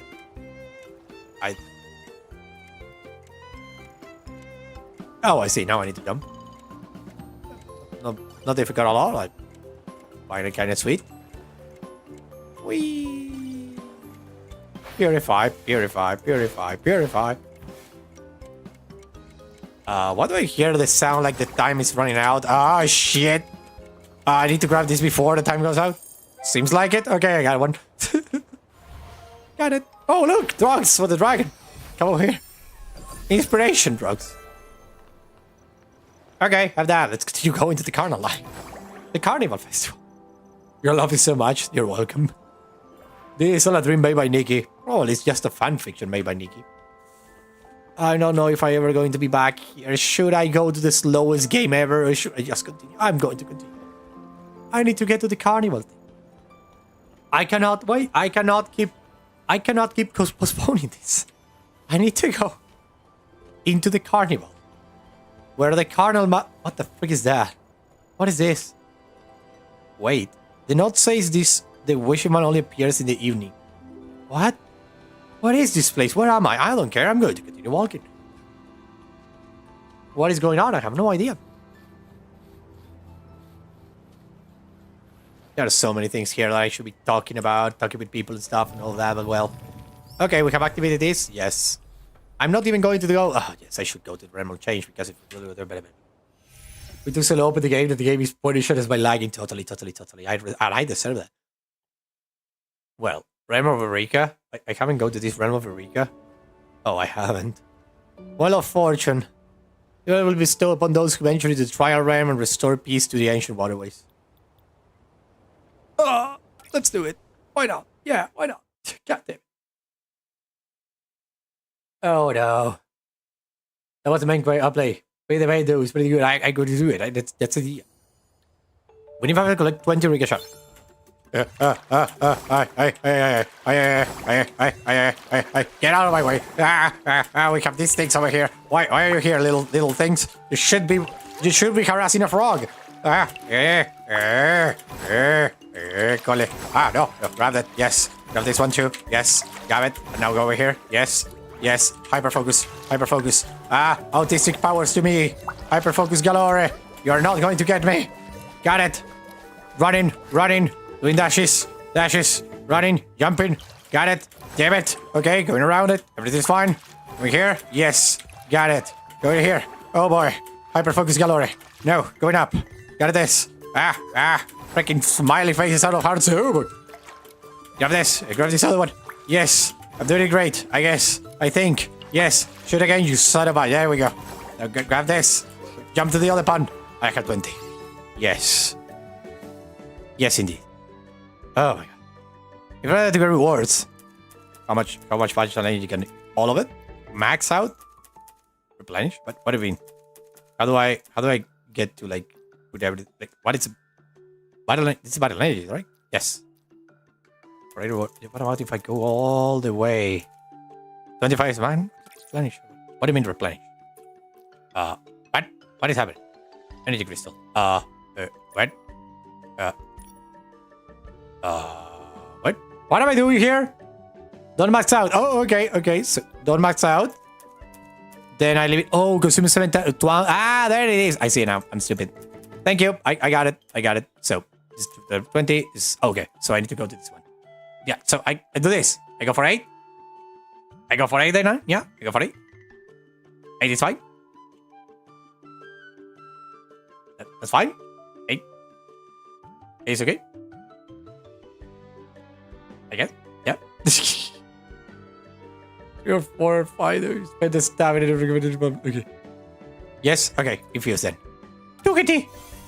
Okay. What do I have? Lullaby head. Okay. On Eureka. And there's another Eureka. Oh, they're all Eurekas. I have no idea what's getting for Eurekas. And 2,200 this. Okay. That's fine, I guess. Yes. I like it because. How many more things I have in here? Oh my. Jesus. That's a lot. Heck, candy. Hey, that's cool. Exit. 8 is too much. I got the 8. God damn it. Yo. Why? Okay, I got 8. Well. Even though... Another freaking star. Well, don't worry. It will be fine. Okay, now I can move this. Before I had to... Got it. Of course I got it. The normal stuff. But, yeah, move it there.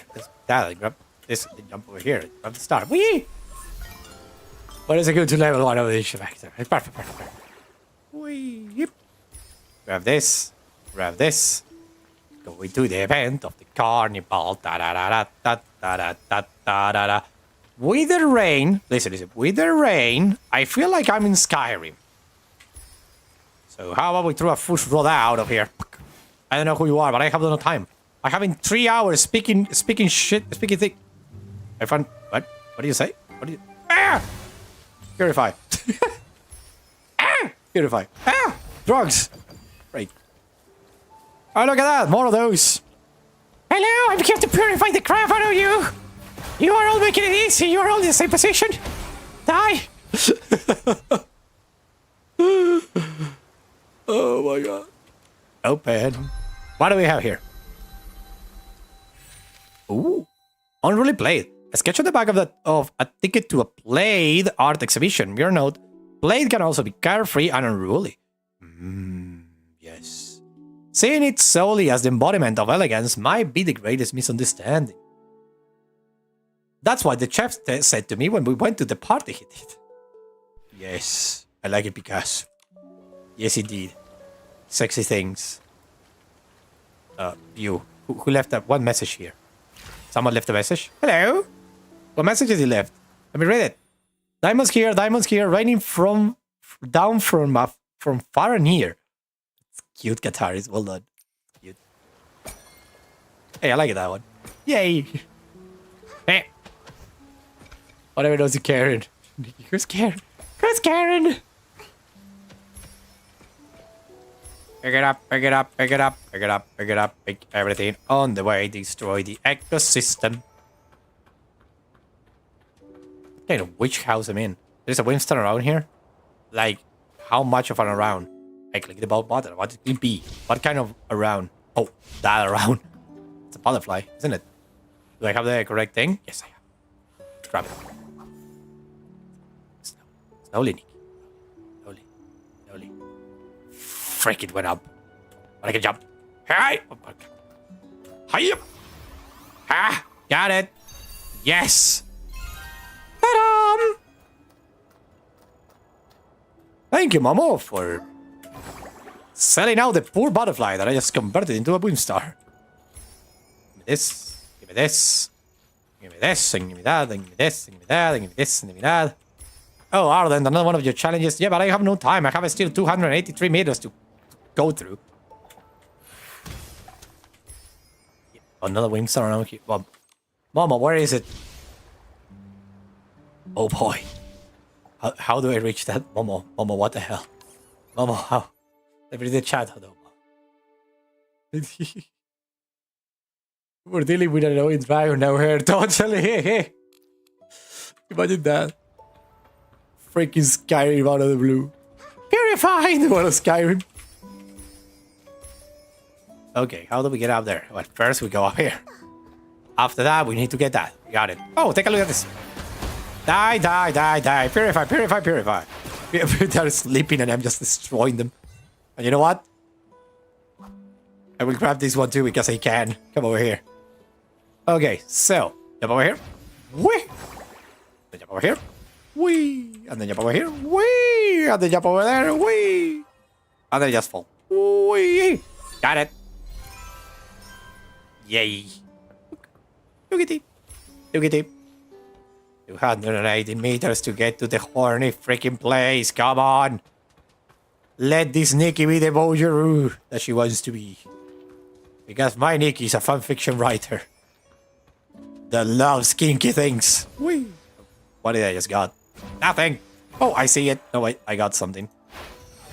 The rocks for the dragon. That was to right. Flowers. They do have. Humans are busy as bees. Oh, yeah. What the frick is happening? Oh, my God. Another one. I will read it because I don't know if we're going to find it later. Creatures were about to purify you to the Pharisees. Totally. Let's read this one. I know all about parties. Oh, yeah, we're going into it, huh?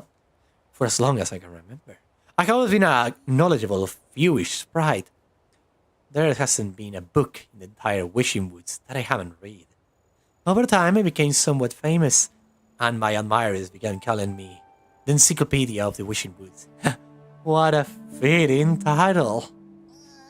One day, my admirers told me about something called the Wish Carnival Party. Of course, I knew nothing about it, but as the encyclopedia, how could I possibly reveal my ignorance? So, my mind raced, and I came up with a brilliant idea. I will create this giant orgy where every fae and human will just gather around and fuck. I will just say that it was the way it was always meant to be. It was going to be a lie, yes, but a fun lie nonetheless.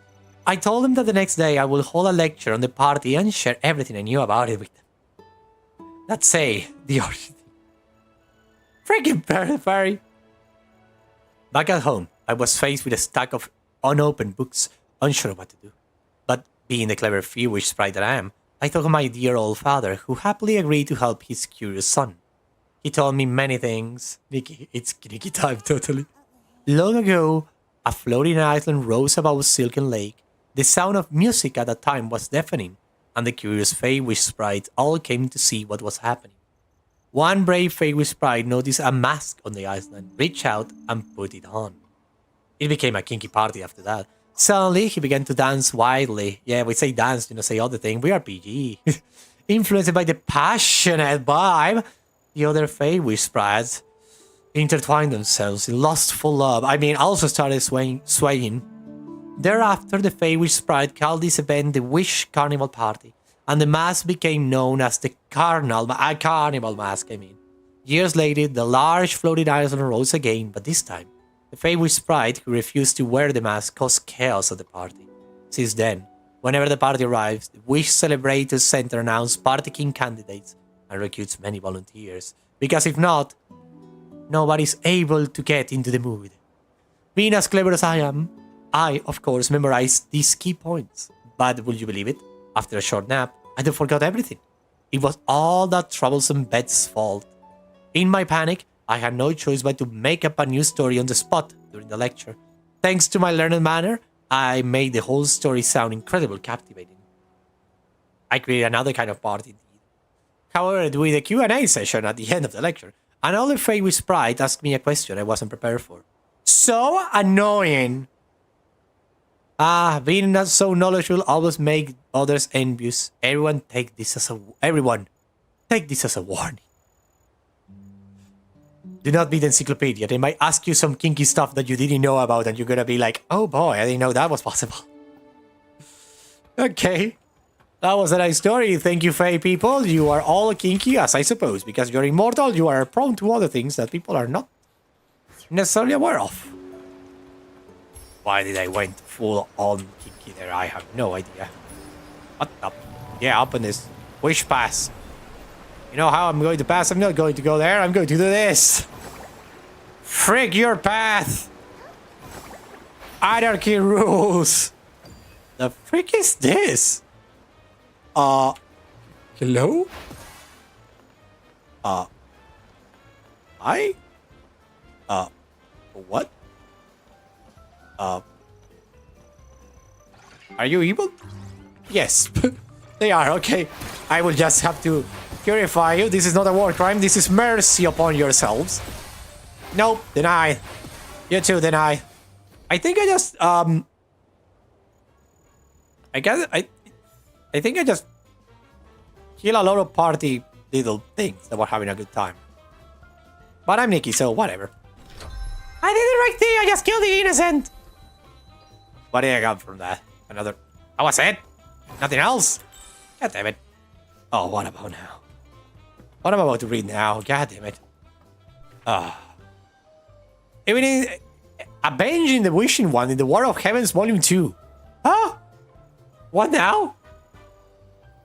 To defeat your enemies, give your moves grand-sounding names and shout them out loud. It's time to practice my Supreme Descendant skill. Now, all pieces move aside. The front line is perilous. Only those who can slay this trial monster within 15 minutes can join the Divine Army. The recruited officer cold voice echoed in Julian's and Magida's ears. They gripped their swords, pointing them at the monster.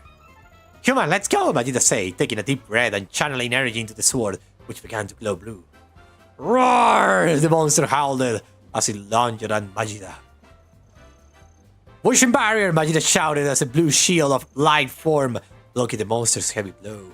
My turn, take this! Julian shouted as he lunged at the monster. Wish strike, he yelled, slashing the monster's tail with his glowing sword. Oh no! Its tail regrew, Magida prowled, leaping into the air. Meteor crash! I think this should be a manga. Wildlife clash with a black tail mid-air. It still wasn't enough. Julian and Magida steadied themselves, their eyes meeting in silent agreement for a combined tactic. The monster limbs getting regenerated. We're running out of time, Julian yelled. Let's use our practice move. Together we might succeed, Magida said, nodding at Julian. They raised their swords, feeling each other's energy. Memories of practice flashed before them. Do you want to meet the Vision Man? The answer was clear. They had come to this era for this exact moment. To this era, I love it. Defeat the monster and earn the right to fight alongside the Wishing One. Magida's sword glowed a pure blue, while Julian's rose pendant shone gold, enveloping him in its light. Goodbye, strike! Holy wish judgment! Their combined shout echoed as a glow blue beam pierced the monster, causing it to explode in dazzling light. When the dust settled, the monster's dark body had mostly disintegrated. In the sacred aura, the stunning crowd remained silent. That power, it's like the Wishing One's aura, the recruited officer murmured. I declare Julian and Magida have passed the trial. Nikki's like taking notes, like, I ship Julian and Magida so much. Oh, they're gonna have a training after that. You bet. Oh, this one fall there. So look like what do you say? The sun is getting back down? Yeah, I know. Yeah, I know, but I'm getting to the thing. I'm 35 meters. I don't, yeah, okay. I'm getting closer. What is in here, though? Hiya! What is this? Ah, that's running away. Come back here! Come back. Yeah, should I'm trying to catch a star. Come back, star. Wishing star. Don't be like that. Don't be like that. Don't be like that. Don't be like that. Don't be like that. I got it. Yeah. Okay. The place of the party with the carnival mask is. The carnival mask is in. Okay, we managed to arrive at the place. Goddamn. Where is Savage News? I don't know. I don't know, kid. This shouldn't be a party for you. I think this is for 18 plus. So purify the hell out of here. Okay, what is happening? There is a Wimstar. Where is the Wimstar? Where is the Wimstar bomb? I'm tired. Oh, great, it's there. Okay, I'm going, Mama. What is it here? Okay, I'm seeing a lot of probably aphrodisiacs going around here. In those flowers. Open up. What is it, this? Oh, no, not this. Mama, why didn't you tell me? Oh, no, they're enemies. Easy to deal with, then. I have a freaking machine gun.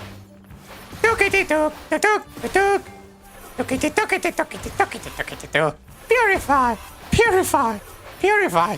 The purify me, have a daughter and kids! Ah! I have a freaking wife and kids! Ah! They're all dead. Perfect! Let me grab now this. There's a Wimstar around here. Oh, I don't know, Momo. Could it be this one? Could it be that one, Momo? Or are you talking about another one, though? No, it was that one. Oh, look upstairs, Momo.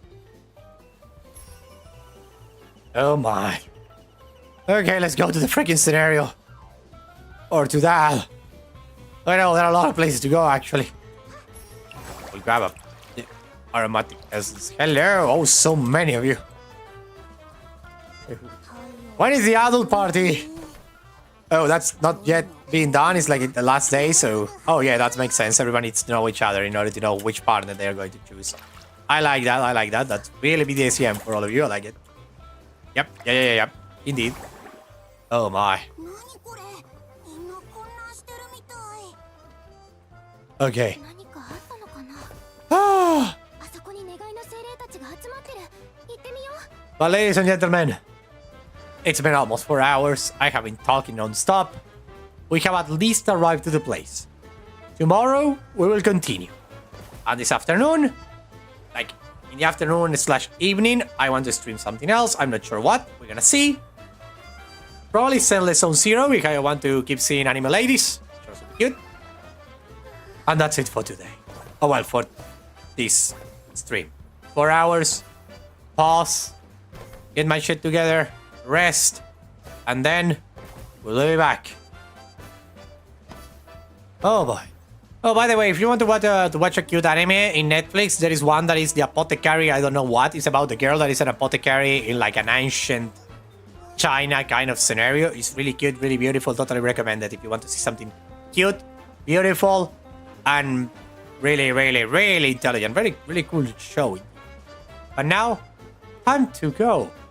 I am falling asleep. My pills are wearing off, which means that I'm going to fall. So, today was a weird stream. Gonna be honest, it was a really, really cool stream, but weird stream. So, weird stream in the sense like I wasn't expected to go the place it went. Sonia, Elsfin, Savage, Bones, and company, Kim. All of you who were here. All of you who were just here chilling out, sharing, talking, whatever. Love you all, and I hope you all have a fantastic rest of the day if we are not able to see each other again. If I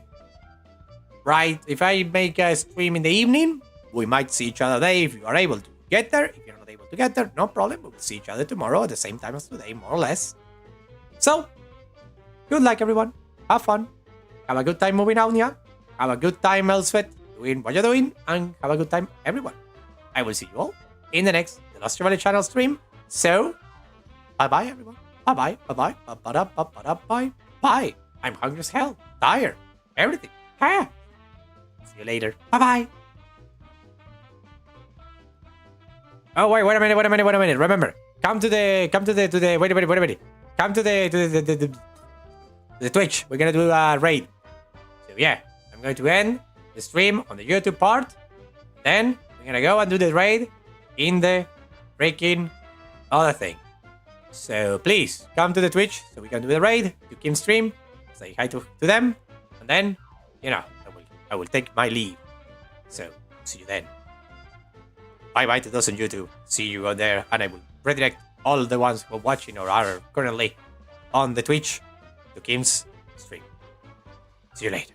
I say before, all the same things as I say before, put them on repeat. Bye bye. Started the raid. I will put the raid. And then I'm going to go to here. Here. No. Here. Kitty. Perfect. And I'm going to end the stream on part of YouTube so it doesn't make like online sounds. Yes. Love you. Love you all. Love you.